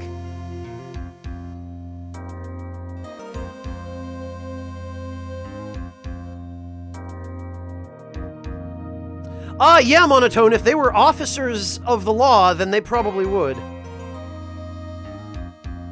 Yeah, Ghostly, the story probably made its rounds on the internet around the time it was reported on the news. Because that's the kind of story that's just, it's such a stupid, funny story that of course the internet wouldn't leave it alone. Oh, it's Okatsu. Okay. Oh, look at her. Oh my god.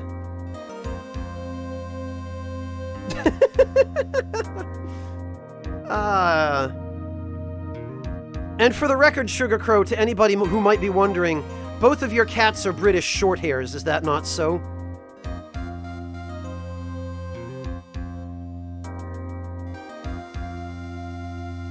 Yeah, they do, Monotone. They just have those fluffy cheeks that Okatsu especially, she's got this face that just perpetually looks grumpy.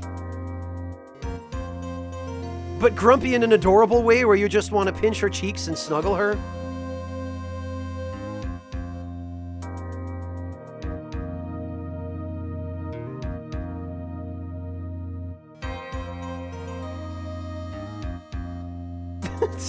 So anyway, that's that silly story, Monotone. When you mentioned canned bread, I immediately thought about that.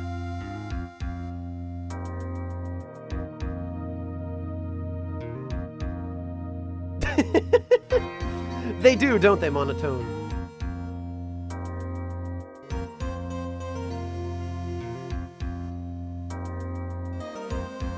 Oh, God. All right. I did say that I would try and remember to not forget to play the game. Oh, congrats, DFX. Awesome. Having made sauerkraut myself on a few occasions, I can personally vouch for how good the homemade stuff is compared to the store-bought. Congrats, DFX.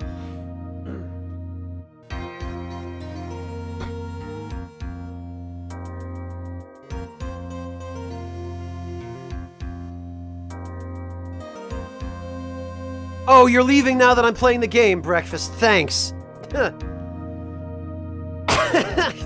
Right, Alpaca? Right? I'm so glad.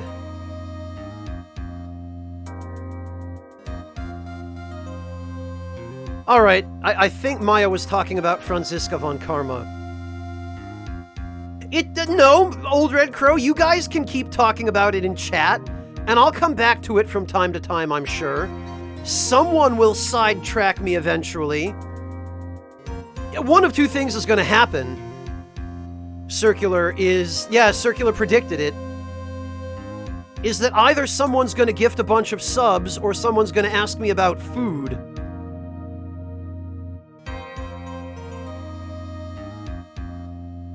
Oh, Monotone, don't do that to me. I'm going to be out of a job if you keep pointing that out to people.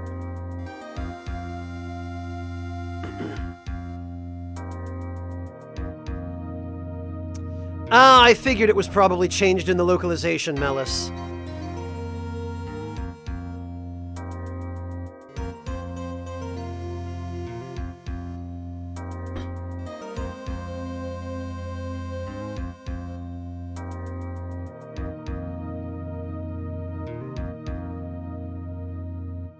Oh, well, I appreciate that, Old Red Crow. I have always wanted to try barbecue in Texas. There were a couple of places in Connecticut, some distance from where I lived, that did barbecue. But it's impossible to find it in Germany. Although now, at the very least, I've gotten proficient enough at making it at home. And I've got a nice new Weber kettle grill that I bought a couple of months ago, which works out pretty well for doing barbecue by myself. And I can get it, you know, fairly close to the professional level at home, but then I also have to do all the work.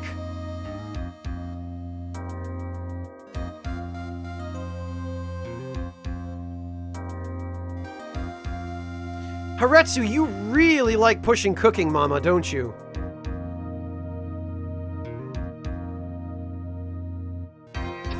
Barbecue station, and it used to be an old gas station. Well, that's about as straightforward as it gets, isn't it, Old Red Crow?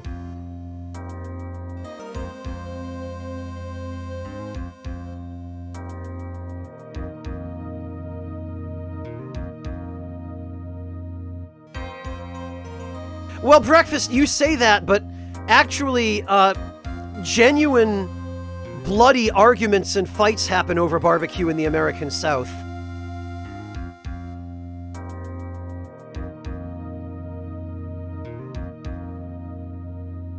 Haretsu, then you're joining the club of other people who are mentioning it, because I could have sworn you've been pushing it for a while, but somebody has.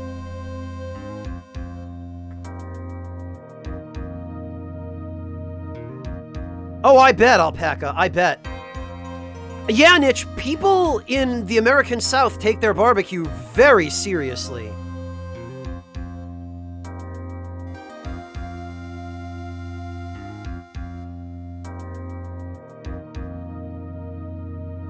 Yeah, Birdteeth, it's the people who've been doing it for years, and who, like, you know, have the smokehouse experience and.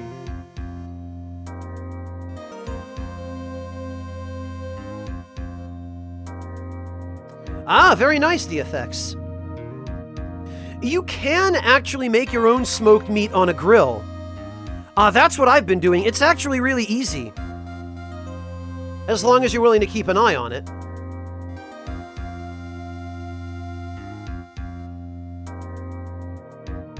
Well, Nitch, it is, but I mean, it's not the kind of, like, we're starting wars with each other over it sort of thing. The way that it was explained to me, Nitch, was there are three things in the American South that if you bring them up in a conversation, they're going to start some kind of fight. Politics, religion, and barbecue.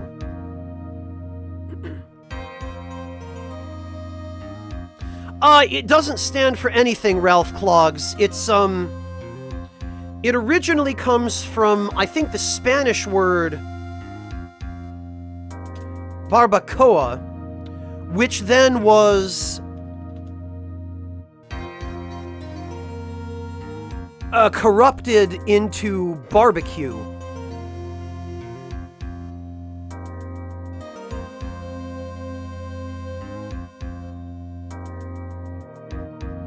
Or something along those. I've heard a few different stories about how the word originated, but the general gist of it amounts to something like that. It started off as a specific word in a different language for a means of cooking meat, and it evolved as it passed through different cultures and eventually found its way to the Native Americans and then to the English settlers, and then ended up being something that was done in the American South. No problem.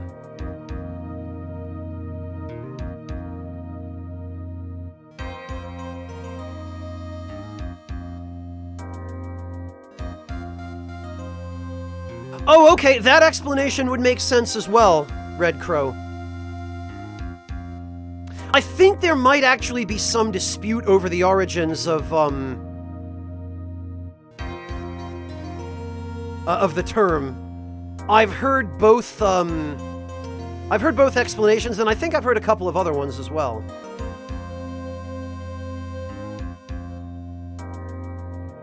Yeah, DFX, now you know. Alright, what is... Oh, I see. This is what you meant about crimes against food, Loki, is it not? But I don't see anything particularly criminal here other than just the Picasso-looking appearance of the cake.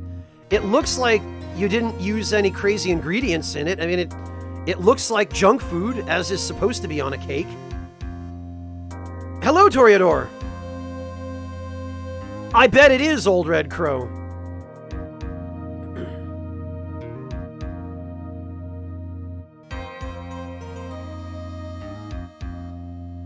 Oh, okay. Thank you for the recommendation, Bird Teeth.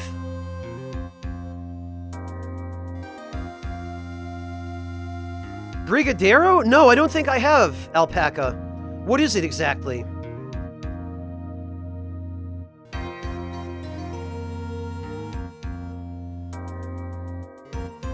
Oh, you stop the doctor.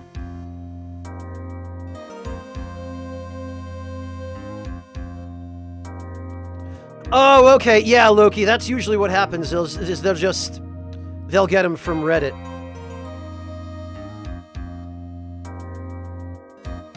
Afro Culinaria. Antebellum barbecue sauce recipe.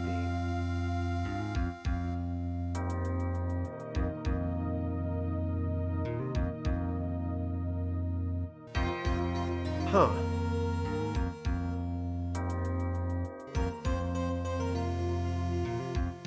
Oh, this guy does his over an open pit barbecue, it looks like. Bird Teeth.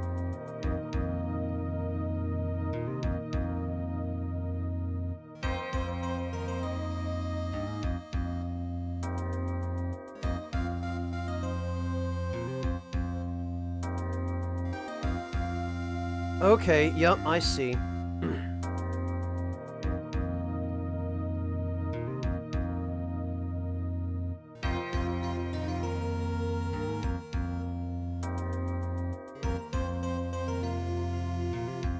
Yeah, okay, looking at this recipe, this is, it bucks tradition a little bit, but the ingredients make sense.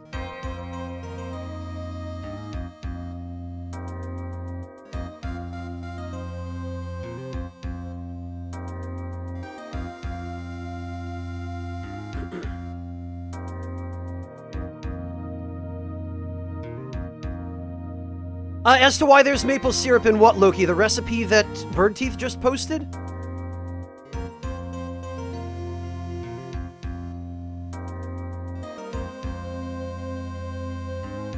Oh, the doctor, you see what I mean? About how barbecue will start a fight. Don't you dare. Cutting boards. Yeah, Shersha, I have. And I'm vaguely familiar with the chef that says he seasons the cutting board. I don't personally believe in that.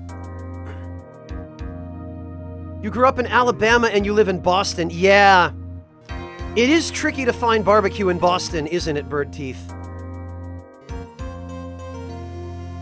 Brigadero. It's a sweet alpacalypse. No, I don't think I've ever heard of it.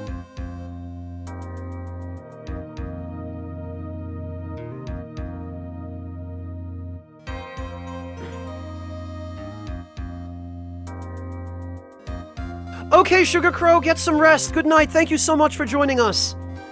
Have a good night. We will catch you next time.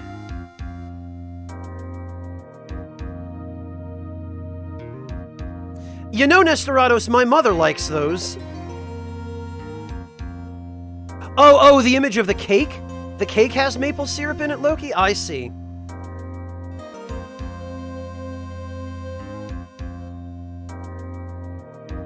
Shersha, I'm having a hard time picturing Pakistani barbecue. Are you talking about stuff that's cooked in a tandoor? Or is there some other method that you guys use?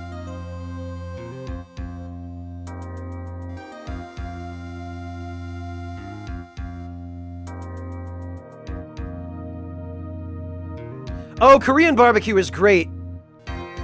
Ghostly 3, you will not regret it.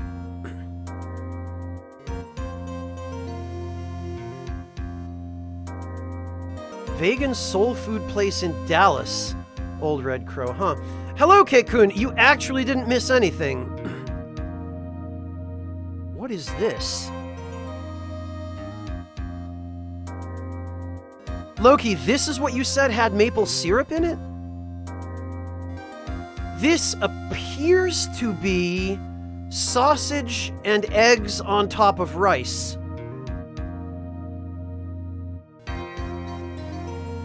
Or possibly sliced hot dogs and eggs on top. I honestly can't quite tell what the hell is going on in this picture.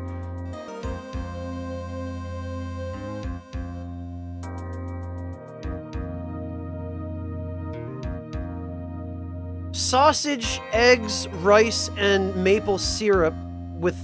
what? Yeah, okay. Yeah, that's a crime against food.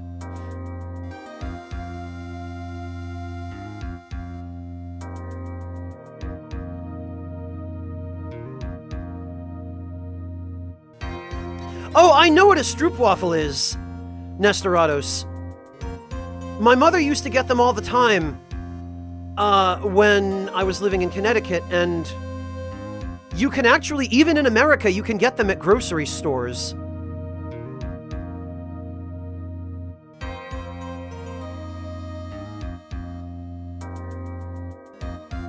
Because wouldn't you know it, Americans love sweet stuff like that.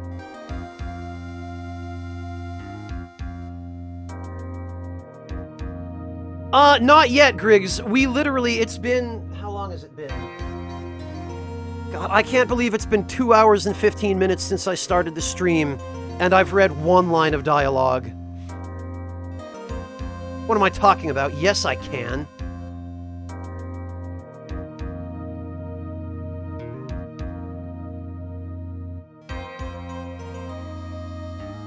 Yeah, that's what I thought, Shersha. Not that I mind, I mean, tandoor is great.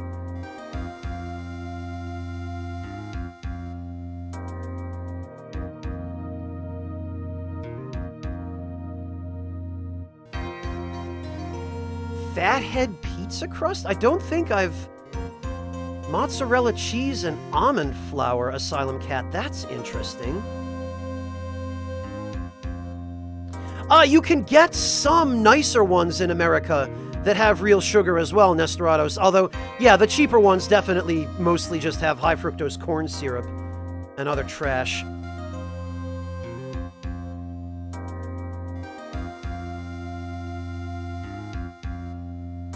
Yeah, and yet there are still 100 people here watching. I don't know how that even happens.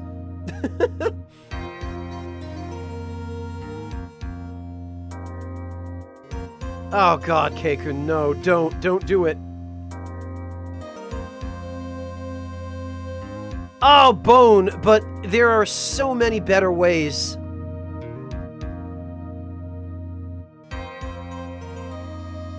Actually, Bone, I discovered something fairly recently that...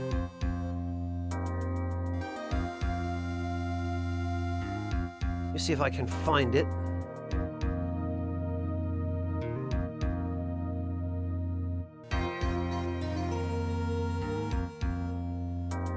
Here we go.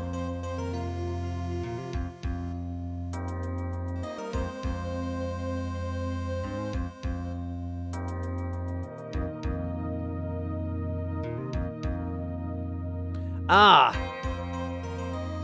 There it is. Okay. Hello, Java Man. Welcome. I discovered recently that there's a particular brand called Blue Elephant that does wet curry pastes, where basically it's just the curry, but it's simmered and reduced to the point where it becomes highly concentrated. But it's got all of the ingredients already in it, and basically all you do is you put the paste in a saucepan with some coconut milk. And then you throw in your vegetables and your meat and simmer it for, like, I don't know, half an hour or so. And boom, you've got a curry. Like a really, really good curry. Well, I hope it continues doing that, Ralph Clogs. I hope it doesn't get old for people. Yeah, Shersha, I don't doubt that you guys do. It is legit breakfast, and not that long ago I finally had a chance to try one of them, and they're fantastic. It's literally just the curry paste made by hand, but with all the hard work already done, and in a nice convenient vacuum-sealed package that you can just open and use anytime. What's that, Alpaca? Some food? Yeah, join the club.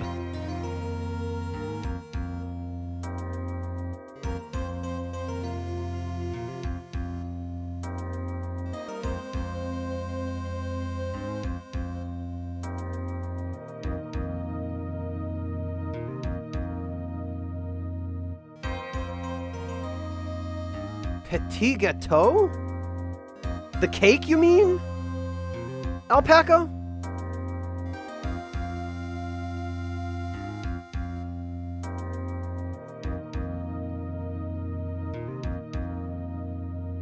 You're talking about the, like the French sponge cake?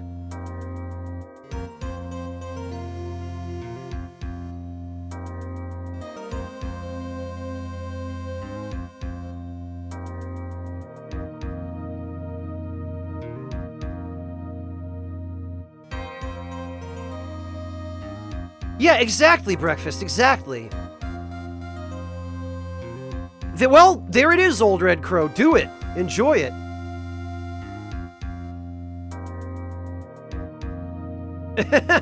Yeah, bird teeth, I can vouch for it. Any combination, any kind of meat and cheese inside a flaky crust is just a guaranteed win.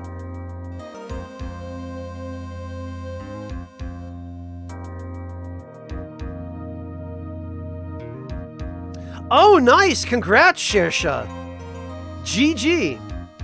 Hello, Press X to Jason. Welcome.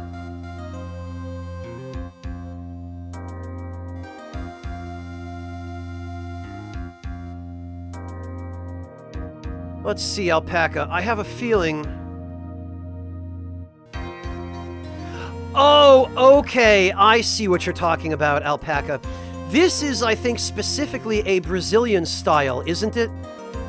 Because the one on the right there, I believe, is called chocolate lava cake. And the one on the left is, what, coconut, I think? Or vanilla?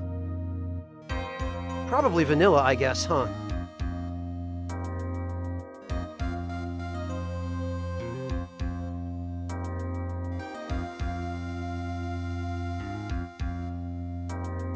Yeah, alpaca, I see what you mean. I thought you were talking about specifically the like really lavishly decorated French sponge cake when you say gâteau.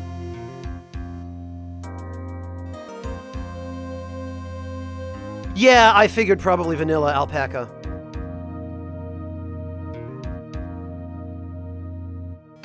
Yeah, Redial Nick, alpaca is. And you two aren't the only ones. There are a couple of others from Brazil who hang out here from time to time as well. There's a guy who goes by the username of Fujiwara, who is Brazilian. There are a couple of others.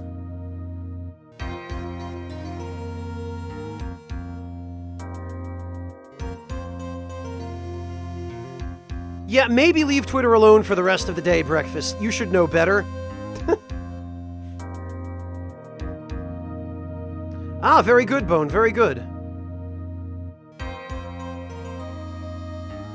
Oh, okay, a chocolate volcano in Chile. Yeah, in American English it's called a chocolate lava cake, Jave. So I guess it's almost the same thing. It's the same implication anyway.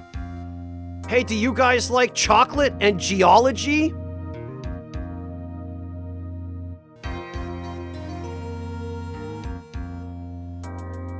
Well, the Duke, do I have a treat for you?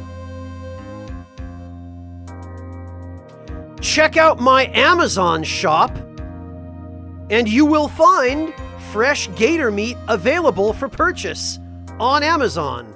Hello, Ghostranow, welcome.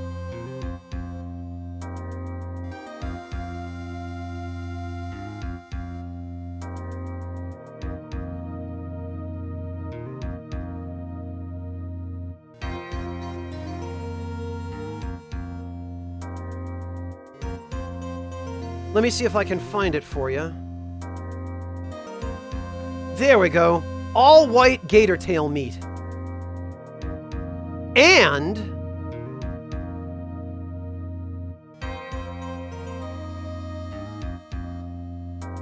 I've also got snapping turtle.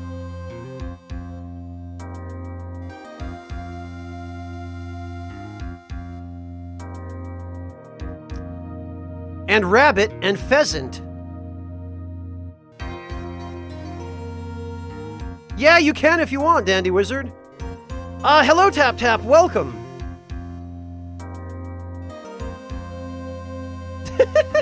Believe it or not, Bird Teeth, it does come up every once in a while. Mostly it's mentioned by the Floridians who hang out here. So, go figure. Ah, Black Forest cake, Nestorados. That's actually popular. Well, I think it originated in Germany, actually, but it's popular in America, too. Oh, Breakfast, you go sit in the corner.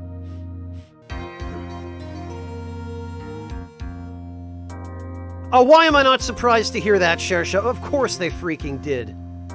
Hello, Ghostranow, welcome.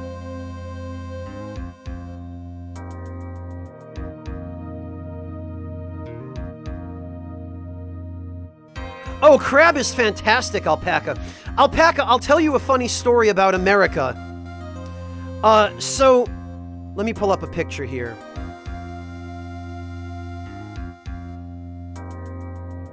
So, I don't know how this works in Brazil, Alpaca, but in America, and also occasionally in Europe in different countries. Let me see if I can, here we go. I'm just gonna...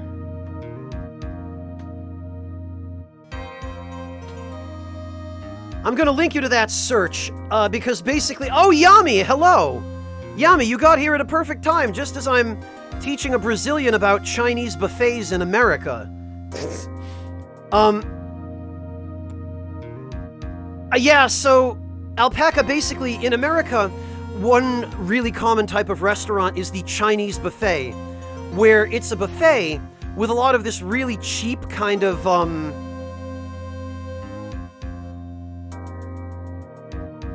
Chinese, but Americanized, usually Chinese food, where it's all you can eat for a flat rate, right? Well, there was a Chinese buffet in a town not far from where I used to live that actually had, for some inane reason, they offered snow crab legs at the Chinese buffet. Well, yeah, but that's the Japanese version of it, Alpaca. Tabe Hodai is the Japanese one. The Chinese version is, the American Chinese version anyway, is just known as the Chinese buffet. Well, for whatever reason, this buffet got the brilliant idea to start offering snow crab legs, which even at the time, this was years ago, were very expensive. And my parents, as soon as they caught on to this, they would go to the buffet and they would pay something like $11.95 USD, and they would just sit there eating nothing but crab legs from the buffet. So they would get probably $30 or $40 worth of crab legs just by going to this buffet, until eventually, when the waitstaff caught on to what they were doing, they got asked not to just eat all the crab legs.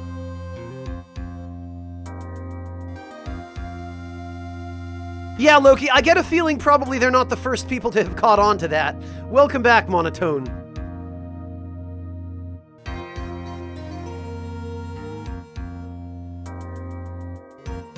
Well, Monotone, I think the idea was that they didn't figure people would go there just to, take advantage of them for the crab legs. And I don't doubt that, Yami. Crab legs are delicious. Well, the thing is, Alpacalypse, they can't officially, but they can ask you not to come back to the restaurant if you're just showing up to eat their most expensive item. If you've paid $11.95 and you've eaten like $50 or $60 worth of crab legs, you're going to drive the restaurant out of business after a while.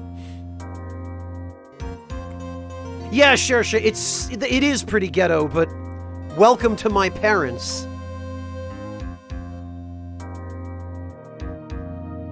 Shersha, let me just... Oh, dipping a cookie in orange juice? Great, Loki. What do you mean by that, Yami? I haven't been to enough Chinese buffet? Why is that?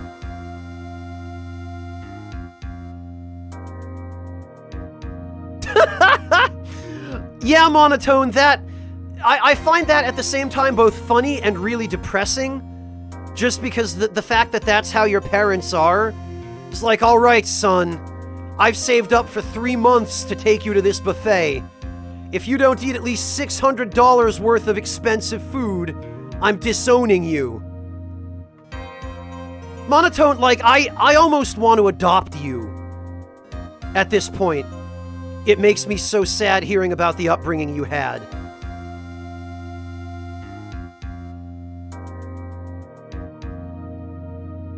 Yeah, somehow I'm not surprised, Sugar Crow.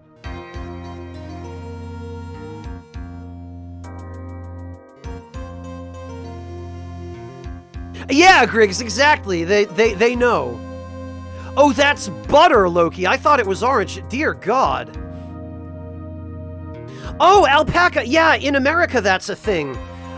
In America, actually, there are restaurants where they'll bring you whole, usually soft-shell crabs, and then they'll bring you a mallet and a bucket for the shells, and you just crack them open with the mallet. That's totally a thing in America, too, Alpaca. I've never seen it in Europe. Oh, okay, Yami.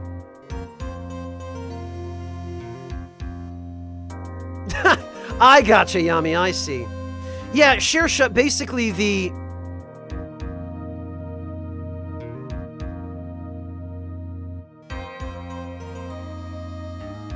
Sick of crab legs for that reason? Yeah, Yami, I figured.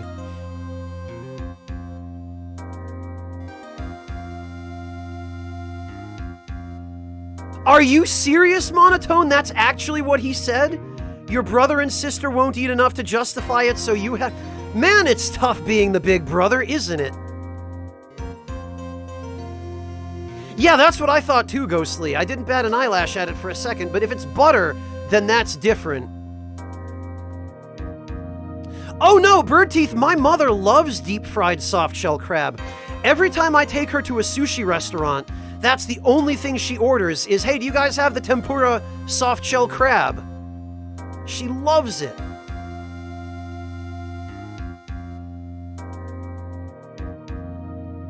Yeah, Shersha, I'm sorry. I'm trying to tell you a story about how ghetto my parents can be sometimes. Shersha, the story, and you might have heard this already, was...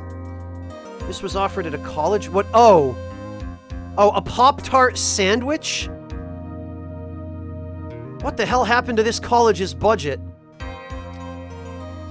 Shersha, the story is, when I was a kid, when I was, I think, 8 years old, I want to say I was about 8 when this happened, because the prize from this ended up coming in when I was 9. Oh, I know, Monotone, I know. It's just, dear God, man, that's a lot of responsibility. So what happened, Shersha, was when I was about 8, the local American grocery store chain, which I don't think it was American originally, I think, I believe it was originally like a Swedish chain or something. It was called Finest. It eventually was bought out by Stop and Shop, I think, but,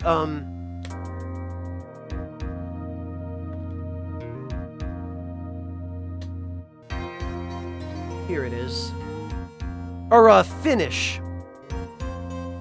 Yeah, Finest was a retail supermarket brand that existed in the northeastern United States until consolidating all its northeast stores under the Edwards Superfood Store brand.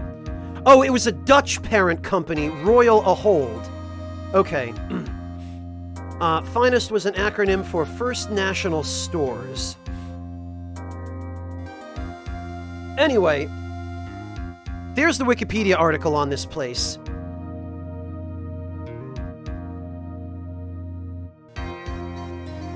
Oh, I'm right there with you, Alpaca, especially at a nicer buffet. Let me tell you about the one at the Waldorf Astoria Hotel in New York, Alpacalypse. I'll get to that, but I really want to... I owe it to Shersha to finish this story for him. Oh no, it's not just you, Tap Tap. I've been doing the barbecue thing on the grill lately, and... Oh, Ghostly3, thank you so much for gifting that sub to the Duke. Really appreciate that.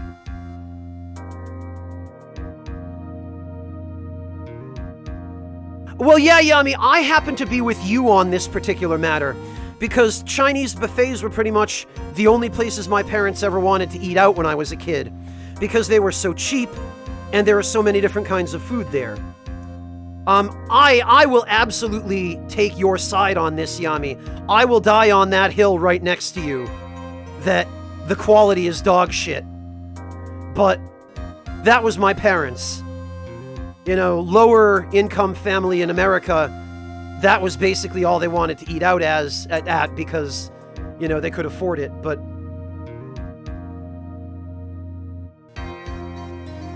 But basically, Shersha, this grocery store chain, or maybe it was after Stop and Shop took over, I can't remember now, actually.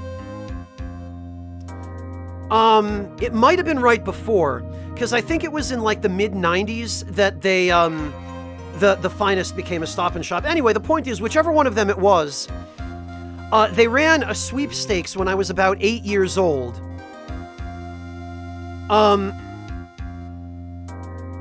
And I know I really should circular at this point.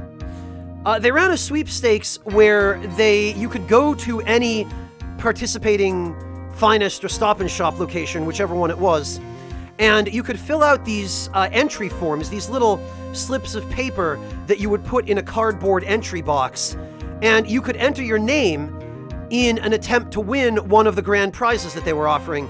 And there were a couple of different grand prizes. One of them, I think, was like a new car, and the other was an all-expenses-paid trip to Disney World in Orlando, Florida. And then there were some other there was like a first and a second and a third prize that were like gift certificates to the whichever store it was. But this is how ghetto my parents were, is Milk chocolate covered potato chips. This sounds like something that was probably only sold in Japan, Loki.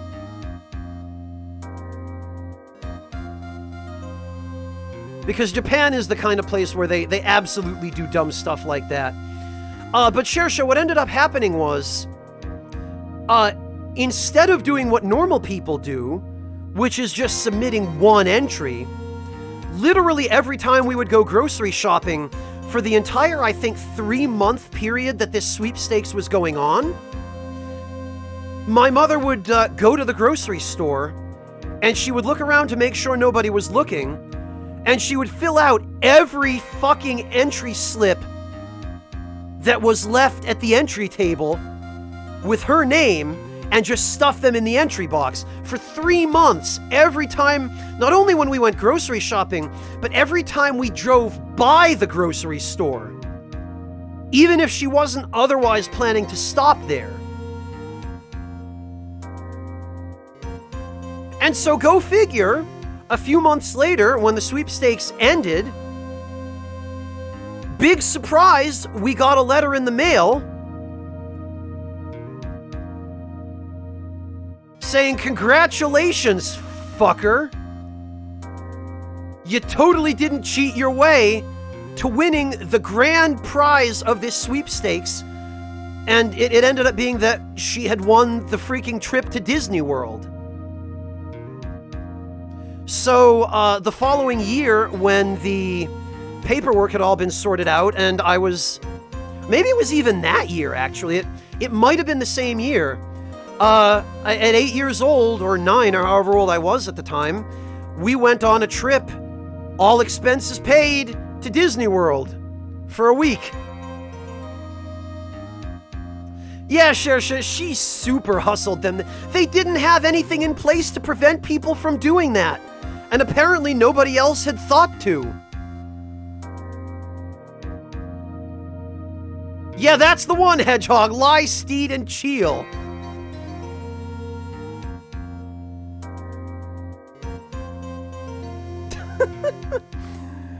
Yeah, Shersha. My mother was lying, cheating, and stealing before Wooly was even born. Yeah, no, and that's just the tip of the iceberg, Shersha, if you want to talk about how ghetto my parents are. Here's another one you're really going to appreciate. When I was an infant, well, not when I was an infant, but when I was really young, I say infant, but infant is only like a really young, I'm forgetting my English here. But when I was really young, when we had first moved to America, and I was about 4, we didn't have any way of heating the house, because my parents had bought this rundown, kind of ramshackle, falling apart house, and it didn't have any means of heating. It had been configured to use a wood stove, but there was no wood stove there. So my father made a wood stove by blowtorching the top off of an old hot water tank. And he then bought some stovepipe and welded it to the existing stovepipe and set that up so that we had, ghetto as it was, a functioning wood stove. And we didn't have anything to put the wood stove on top of because the stovepipe came down from the ceiling directly on top of, half on top of a tile floor and half on top of carpet, which obviously is dangerous if you're heating with wood. So I guess one day, my father came home with a gigantic, like 300-pound piece of sanded slate, like sidewalk slate, that it was just this enormous piece of slate that was like 4 feet by 6 feet and about 5 inches thick. It probably, even in those days when I was 4, so 30 years ago, it would probably have been like a several $100 piece of slate. He just came home with it one day. And it turned out, I found out many years later, he and a couple of his friends who worked on the town crew had apparently just fucking stolen this piece of slate while the crew was laying new sidewalks in the town. there was apparently an extra piece of slate, and they just showed up with a pickup truck, picked up the piece of like 350-pound slate with like 4 people, put it in the back of his truck, and just drove off with it so that he could put it under the wood stove to protect the floor from catching on fire. Thanks for that. Thank you for the resub, JDSL. Really appreciate that. No, Mel, this was in America. This was in Connecticut right after we had moved there. Yeah, Shersha, literally, they just took it.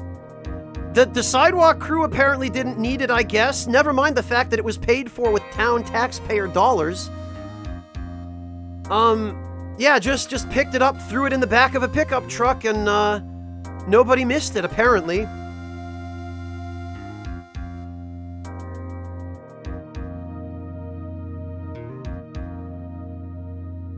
Oh, Mel, well, my dad wasn't actually born in Germany.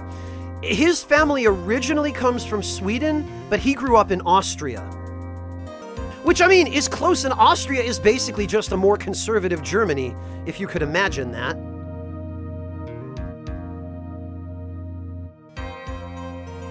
Yeah, Shersha. That's probably the only thing my parents have ever gotten along on was lie, cheat, steal. I'm not proud of it, but...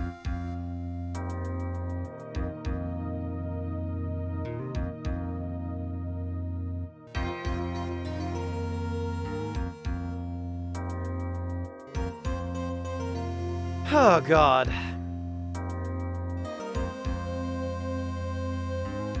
Anyway, video games are great, aren't they? Aren't video games really fun and entertaining, and probably I ought to be playing one? Maybe?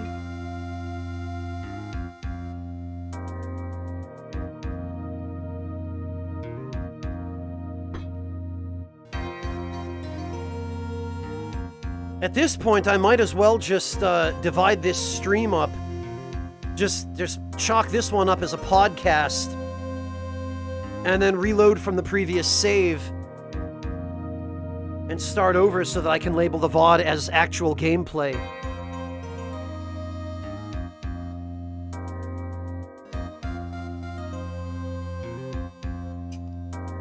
Ugh.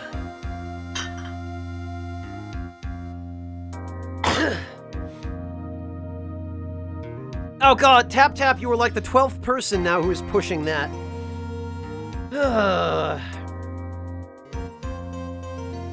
Oh, here we go with the promos again, Shersha. Yep, alright. Yeah, Monotone, people always ask me when they come to join these streams, hey Franz, why is your playtime for Final Fantasy V 99 hours? Well, now you know. This is why.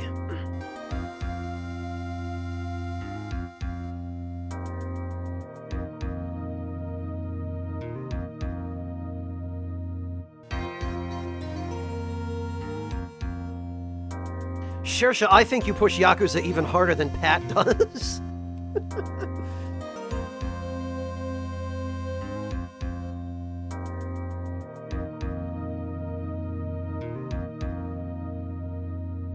Well, you too, Yami. That's definitely true. You guys,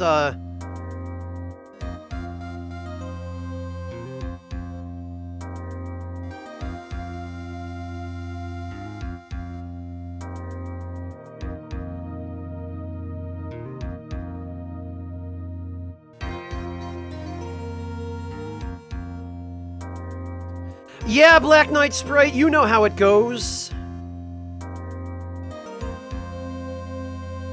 Why would you focus on the atrocities, though, Loki? Why would you not... Oh. Banana pizza. Great. And it's even falling off the pizza. This is how you can tell it was a professional delivery job. Why would you not focus on the good stuff, Loki?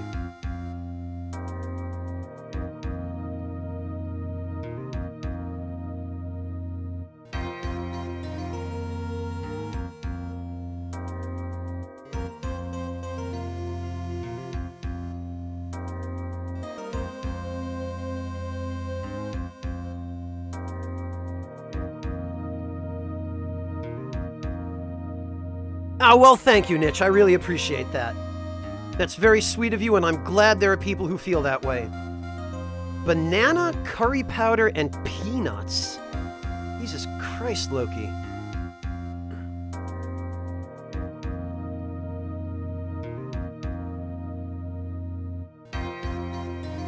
Amen to that, Nestorados. That looks like Swedish pizza. Really?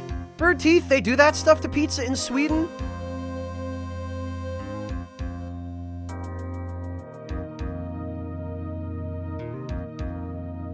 Yeah, exactly, Shersha. Why rub that in? A weekend of fast food, Loki? Come on. Real pizza that's sold in Sweden. Pizza Africa. Oh, of course. Loki, let me tell you something about the Nordic countries, all right? Scandinavia in general. There is a lot of absolutely terrible food that comes from there. Loki, have you ever wondered why you've never been to a Swedish restaurant or even seen a Swedish restaurant in your life? Have you ever wondered that? Well, this pizza ought to tell you why.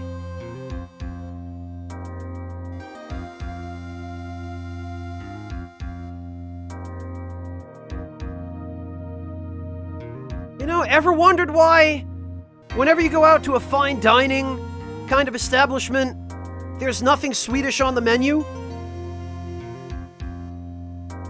Has that thought ever crossed your mind?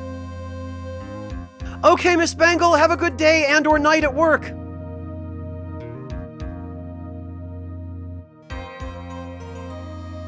Tap Tap, what has anyone ever eaten under the effect? Well, I don't smoke the munchie, so I've never actually been there, but stuff that I've eaten that, you know, on a binge, I made a week's worth of green curry, Tap Tap, and it turned out that the curry came out so well that I actually ate probably 5 days worth of it in one sitting. Also, I was out of rice, so I just ate the curry with no rice.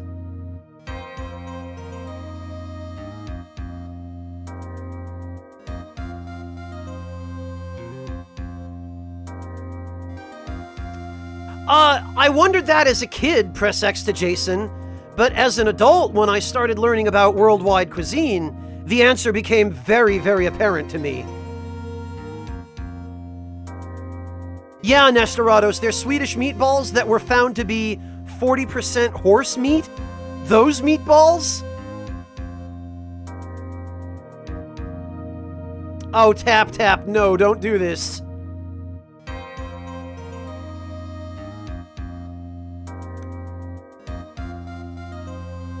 Why strips of veggies instead of because I was eating it with chopsticks, Yami. I mean, yes, I could have cut the vegetables a little smaller, and I probably will next time. But A, I was lazy, and B, because it's easier to pick them up with chopsticks if they're cut into strips, rather than little itty-bitty pieces. It goes well on meat, breakfast.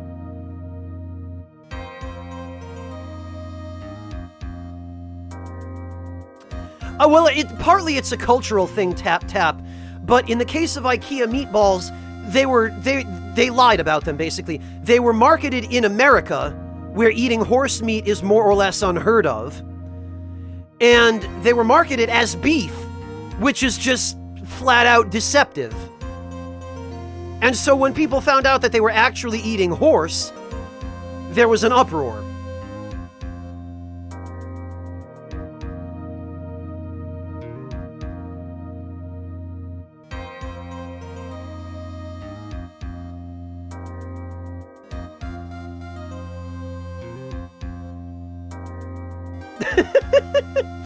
I did also use a spoon for the rice, Yami. Oh, is that so, Bird Teeth? I've never heard of it being illegal to slaughter them for the meat in the US, but I know that doing so is pretty much unheard of, whether it's legal or not. Yeah, in other countries it's perfectly acceptable, Nestorados, but there was specifically an uproar over it in the US because of that.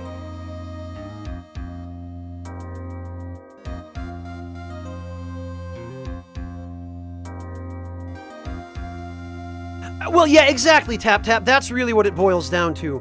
What is... Hello, I just bought a pizza today and I've got a complaint. Please describe...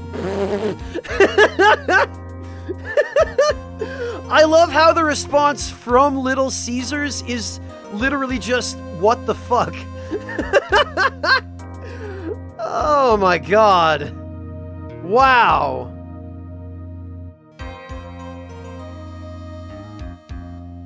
What the? And what's even better than that is that the tags on the left side of this web page, whatever it is, the subject tags are hello, pizza, fuck, today, got, you, what, you gotta, please, problem, Little Caesars, and bot. I guess it just harvests the word from the words from the post.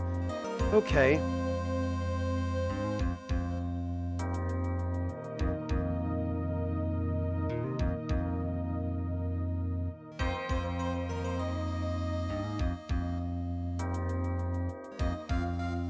Fine, Yummy, fine.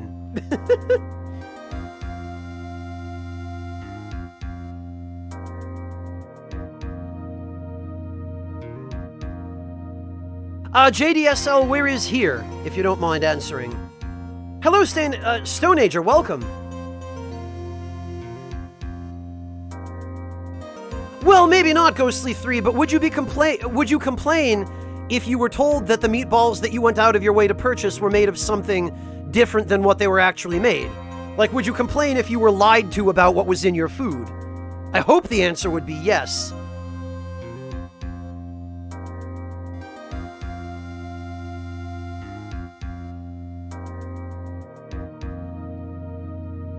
Let's see. What is this? Ban on slaughtering horses for meats gets Oh, okay, I see.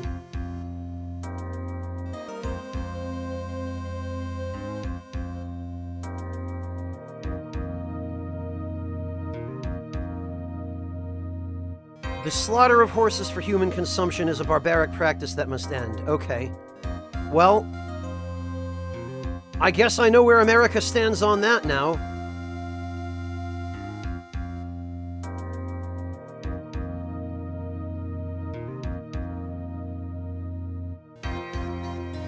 I love how the linked story in this article is Texas man went back to bed after shooting burglar. Because of course he did. Welcome to America. 0 fucks given.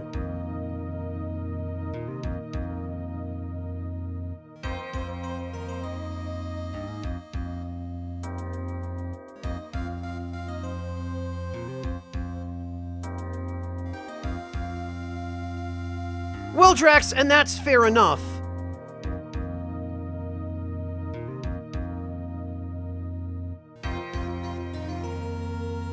Well, there you go, Monotone.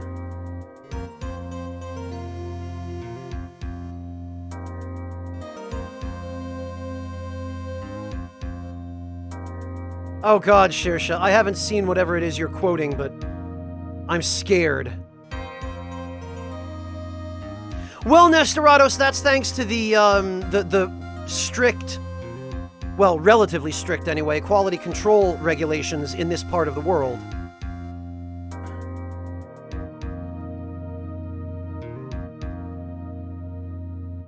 Yeah, Ghostly 3, and that's the crux of the complaint, is that IKEA marketed those meatballs as being 100% beef, but they were at least 40% horse, according to a lab analysis. I've heard of it, but I haven't actually seen it, Shersha.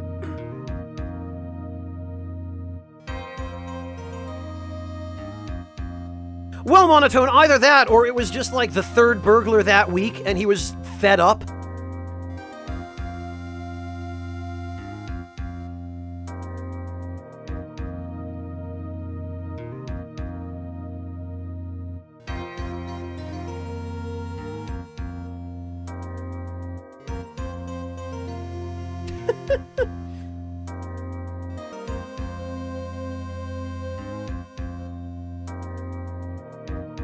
Yeah, Nitch, I'm glad Monotone finally got a laugh to one of his I mean, sorry, Monotone, I didn't mean to just throw you under the bus there. It's really a matter of opinion, DFX. I've honestly never had it, that I know of. But I mean, if IKEA had anything to do with it, you never know, anything is possible.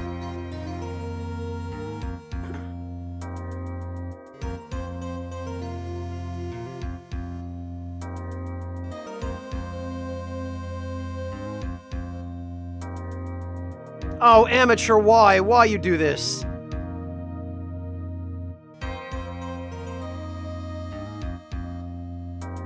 DFX, did you eat those dates on purpose or by accident? Hello, Drekkanen.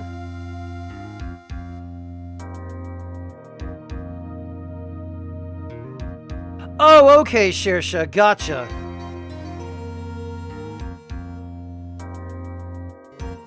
On purpose, really, DFX?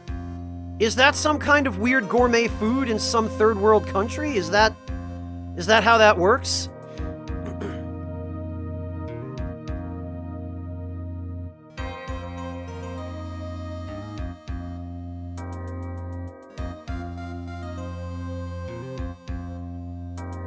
Flamin' Hot Cheetos mac and cheese bunt cake? The Duke, congratulations on, I think, the single most hideous piece of food I've ever seen in my life.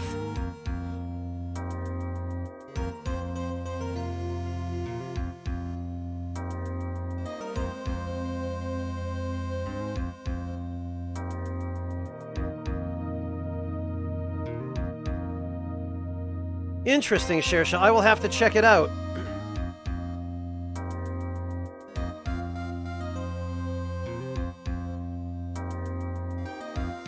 Well, Monotone, I'm just happy that you get some validation.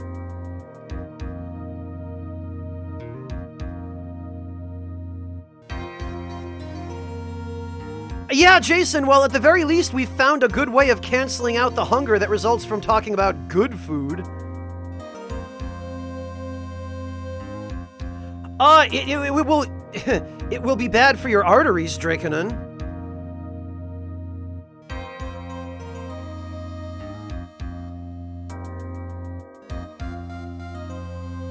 Double down sandwich? What? The Double Down is a dish offered by Kentucky Fried Chicken. Oh, of course it is. Where a sandwich is formed by 2 pieces of fried chicken rather than the more usual halves of a bread roll. The Double Down contains bacon, cheese sauce between 2 pieces of chicken fillet. They've included grilled instead of fried chicken fillets and fillets with zinger spicy What? More importantly, why does this have its own Wikipedia article?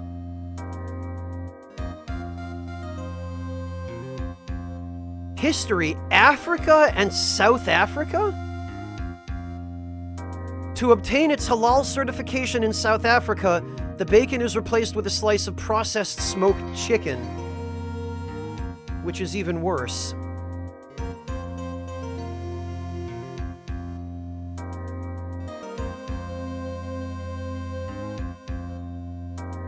Holy...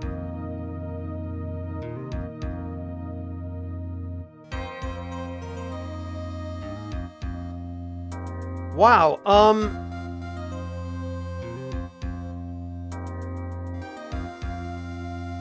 that's kind of scary. There's the Double Down King where you have beef in between. Of course there is, Shersha. This is why America has the reputation it has for shitty food.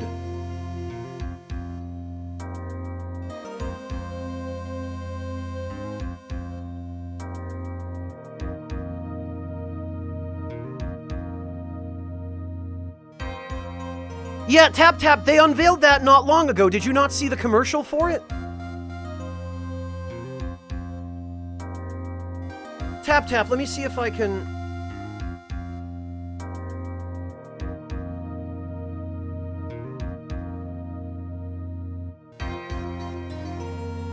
Here it is. Oh, man! Yeah, that's the one. There you go.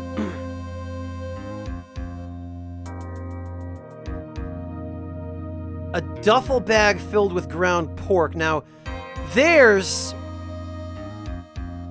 Oh, yeah, Alpacalypse. People are not supposed to eat monkey brains because that's how AIDS gets transmitted to humans. Somebody's been watching a little bit too much Indiana Jones, is how that crap happened. Yeah, that's the one, Ebawera.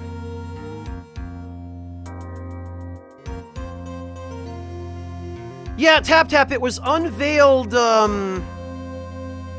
this year, I think.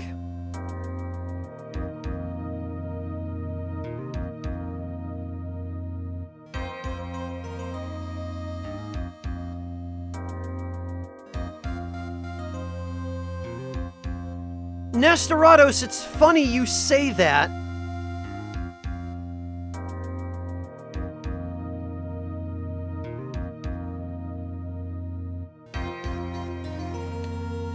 Because America has gotten so meta with how bad its food is that this place exists.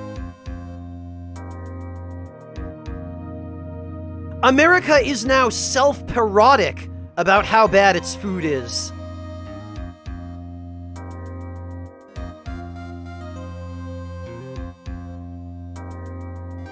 This is the meta in America nowadays.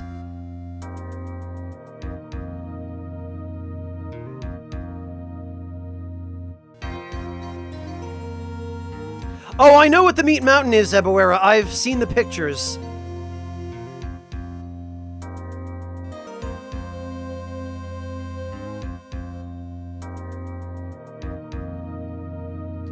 Breakfast, what is this? Not just that, Nitch, but food that is deliberately as unhealthy as possible. We're heroes in a half shell, we're making a surprise! Oh, yeah, okay. Yup, the pizza wrap. God, I remember this.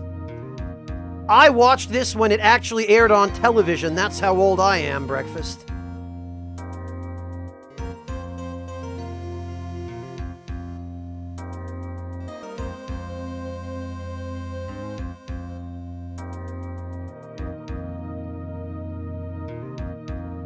Both cheaper and healthier, Tamud. That's why I do my best to make as much of my own food at home as I can. And I try to buy in bulk because I'll actually use it since I cook for an entire week at a time, typically.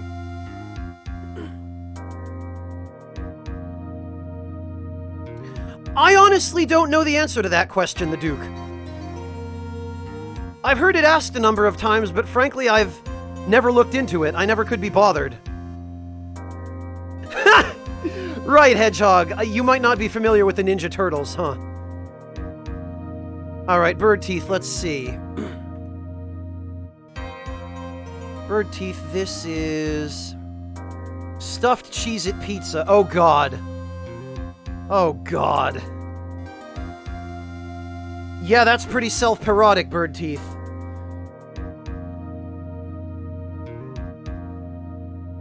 What, Alpaca, what is this you just posted? This looks like... grilled... What is this? Grilled chicken gizzards? Chicken hearts?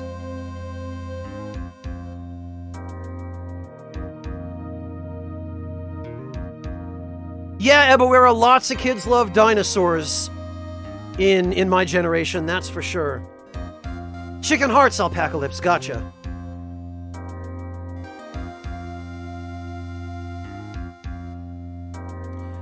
Suragoth, it is sometimes called Hamburg steak, but I'm not sure whether claims of it originating there are actually true.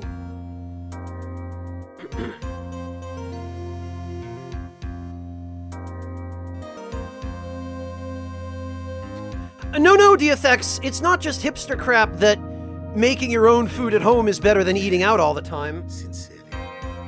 Schlemp, thank you so much for the resub. Welcome back.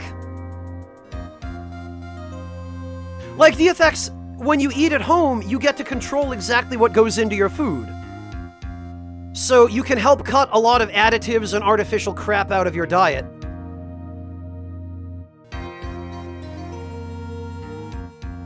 Not to mention, you can make your food without all of the added sodium and sugar that you tend to get in prepared or, prepackaged stuff.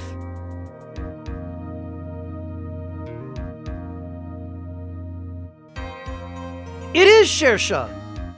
And Shersha, I'm really glad to hear that you've had an opportunity to start finding that out. I mean, my heart goes out to you for having the hired help run off, but think of it as a golden opportunity to find out how fun it is to cook. Right, Amateur? And you figured that out in 2 attempts. With nothing but a little bit of, pointing in the right direction. You know?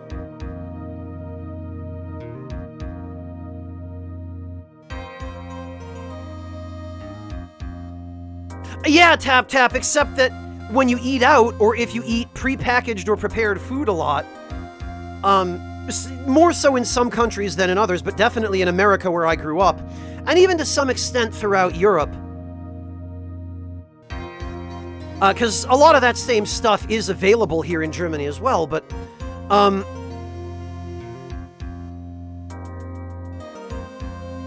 you just end up getting so much crap in your diet that is unnecessary and that you can avoid just by making stuff at home.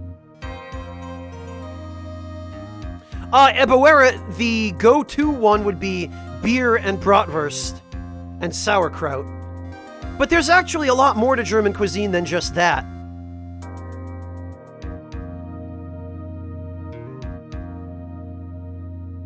Ebawera, you've probably already seen this, but let me show you again.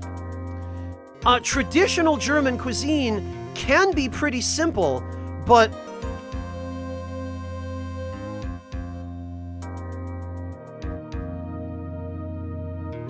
check this out. This is... There we go.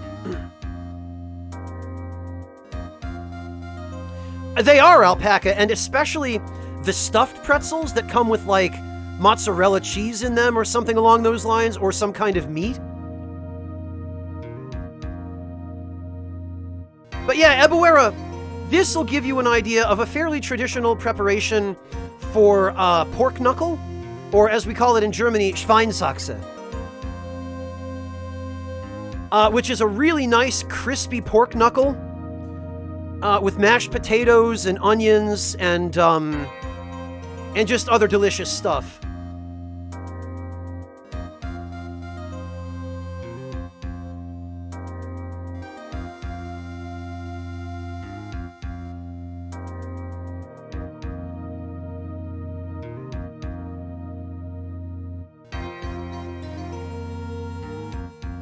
Yeah, Tap Tap, and that's very deliberate on the part of the cheap, nasty food industry, is they add those additives that make food taste sweeter for no good reason to make you addicted to that crap.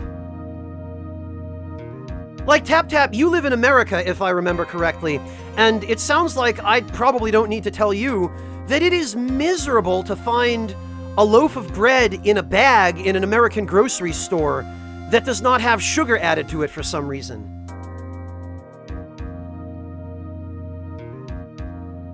Oh, is that so, Ebawera? Genuinely.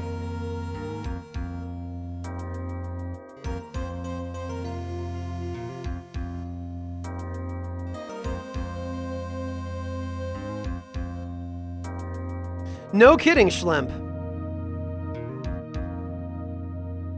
Is that so, DFX? Yeah, exactly, Birdteeth. Corn syrup and everything, preservatives and things that don't need them. Way too much salt in everything. Well, GG, Ebawera. I'm glad to hear that. I appreciate that. Yeah, Amateur Sniper.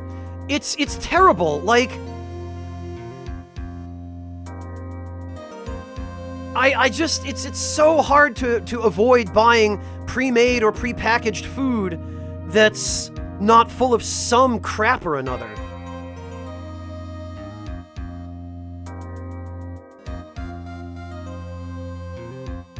Well, that's fine, Eboera. Germany does have some festivals for that kind of thing.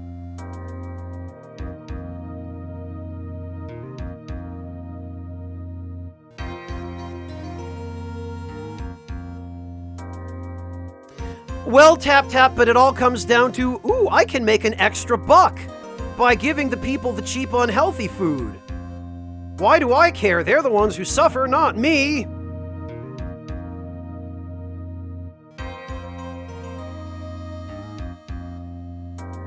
Well, Diathex, that's exactly the kind of thing I'm talking about, is when you've got a food that is pickled, you know, if it's fermented in any way, pretty much the only bacteria that are going to be in there are the ones that you already deliberately put there. I mean, fermented food can go bad if you don't store it properly, but if it's sealed inside a jar with only the microbes in there that you want in there, yeah, there's absolutely no... The entire point of pickling is that it was a means of preserving food before refrigeration. But hey, it extends the shelf life.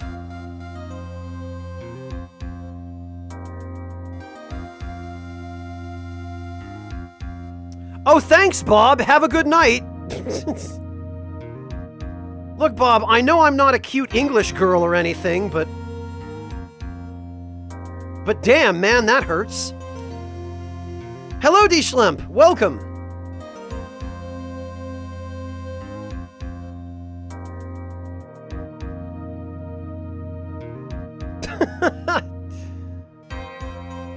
Eboera, if only I had the room for guests.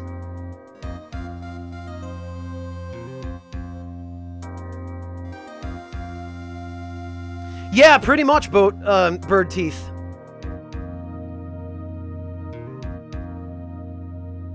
Well, and depending on the climate, Bird Teeth, there was also ice. If you were in an area where the soil temperature got low enough to be freezing, but that, even in those kinds of climates, typically that was seasonal. Oh, Eboera, I did not know that you were Filipino. I think this is the first time you've ever mentioned that. Well, Eboera, you can just go do that with him. He lives in America still. They still live where I grew up, in Connecticut. Well, that's the name I've typically used for female characters when I've chosen one in video games, Amateur. Hello, Pale Blood Inc. Welcome. Bratwurst is very good, Alpaca. I can confirm this. Yes, Timud, what they would do is they would just, they would pack meat completely in salt, like surrounded in salt. Because that way bacteria and other stuff couldn't live in it. And then when they were ready to use it, they would unsalt it, they'd rinse off all the salt, and usually soak it in water, and then they'd cook it.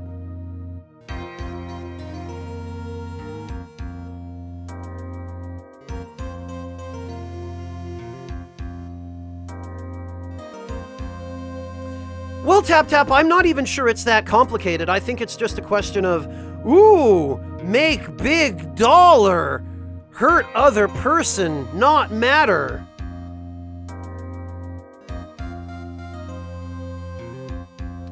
Yeah, Nestorados, right? It does, Bird Teeth, although root cellars aren't necessarily freezing. They just keep it at more of like a refrigeration kind of temperature. And mostly root cellars, the reason they were called root cellars is because they were meant to keep root vegetables fresh. That was usually where you would keep stuff like potatoes and onions and carrots, that kind of thing. Because there was no light, and usually they would be a little bit damp and they would be cool, which is the perfect environment for those kinds of vegetables.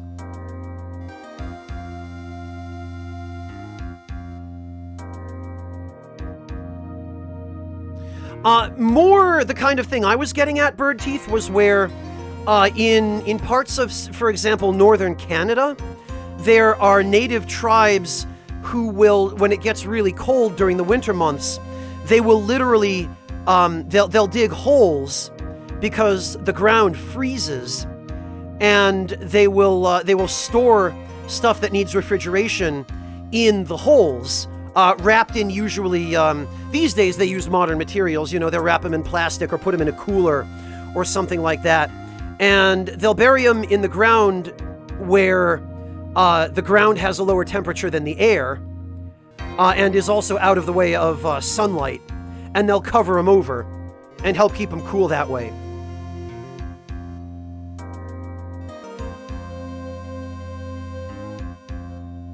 Oh, the Duke, I'm sorry to hear that. Yeah, that was very mean of whoever did that.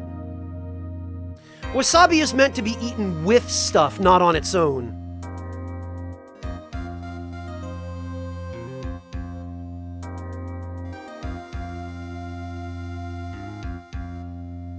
But yeah, Amateur, I continue to this day to be impressed by how quickly you picked up the art of pizza making.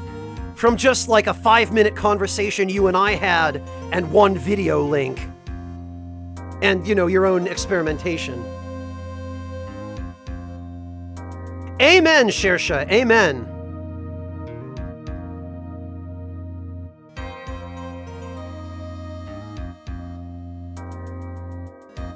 Yami, that's a good... At this point, I'm just gonna...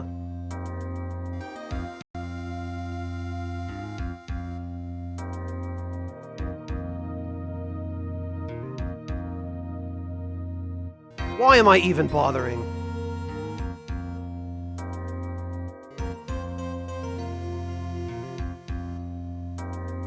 I should have done this long ago. Fuck it.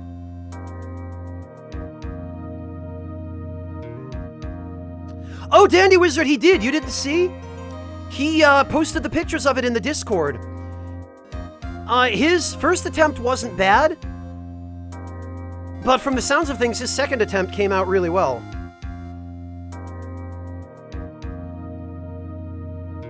Actually, DFX, I have an aunt and uncle who live in Manhattan, like right in Battery Park, and they've always insisted to me that the municipal water treatment in New York City is supposed to be really good. To the extent that you can just drink tap water there. I've never been able to find out the truth behind that, but supposedly the reason why is because not only the municipal water treatment is really good, but apparently somebody who represented the city of New York, like the city of Manhattan, or the New York City, apparently bought a bunch of land out in the countryside adjoining the city where there are really pristine reservoirs, and then they just pump the water from there, the clean water, into Manhattan and, like, steal it from the people out there, I guess.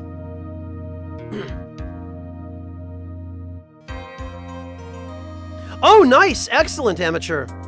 Good you were able to get a second opinion.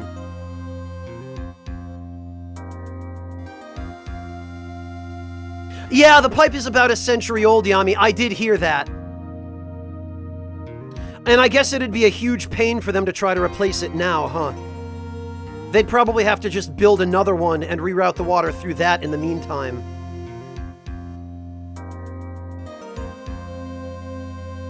Well, reservoir water, DFX, like actual reservoirs. But yeah, I guess it's similar enough.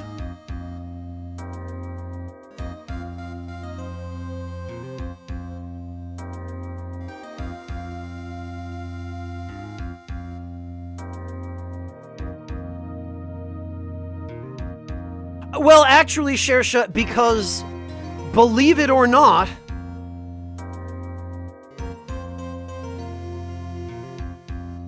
I need to go make some dinner.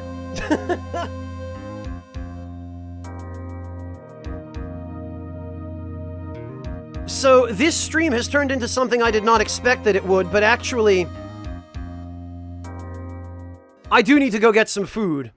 'Cause, we've been talking about food this whole blasted time. I am starving. I haven't eaten since I got home. So what we're gonna do...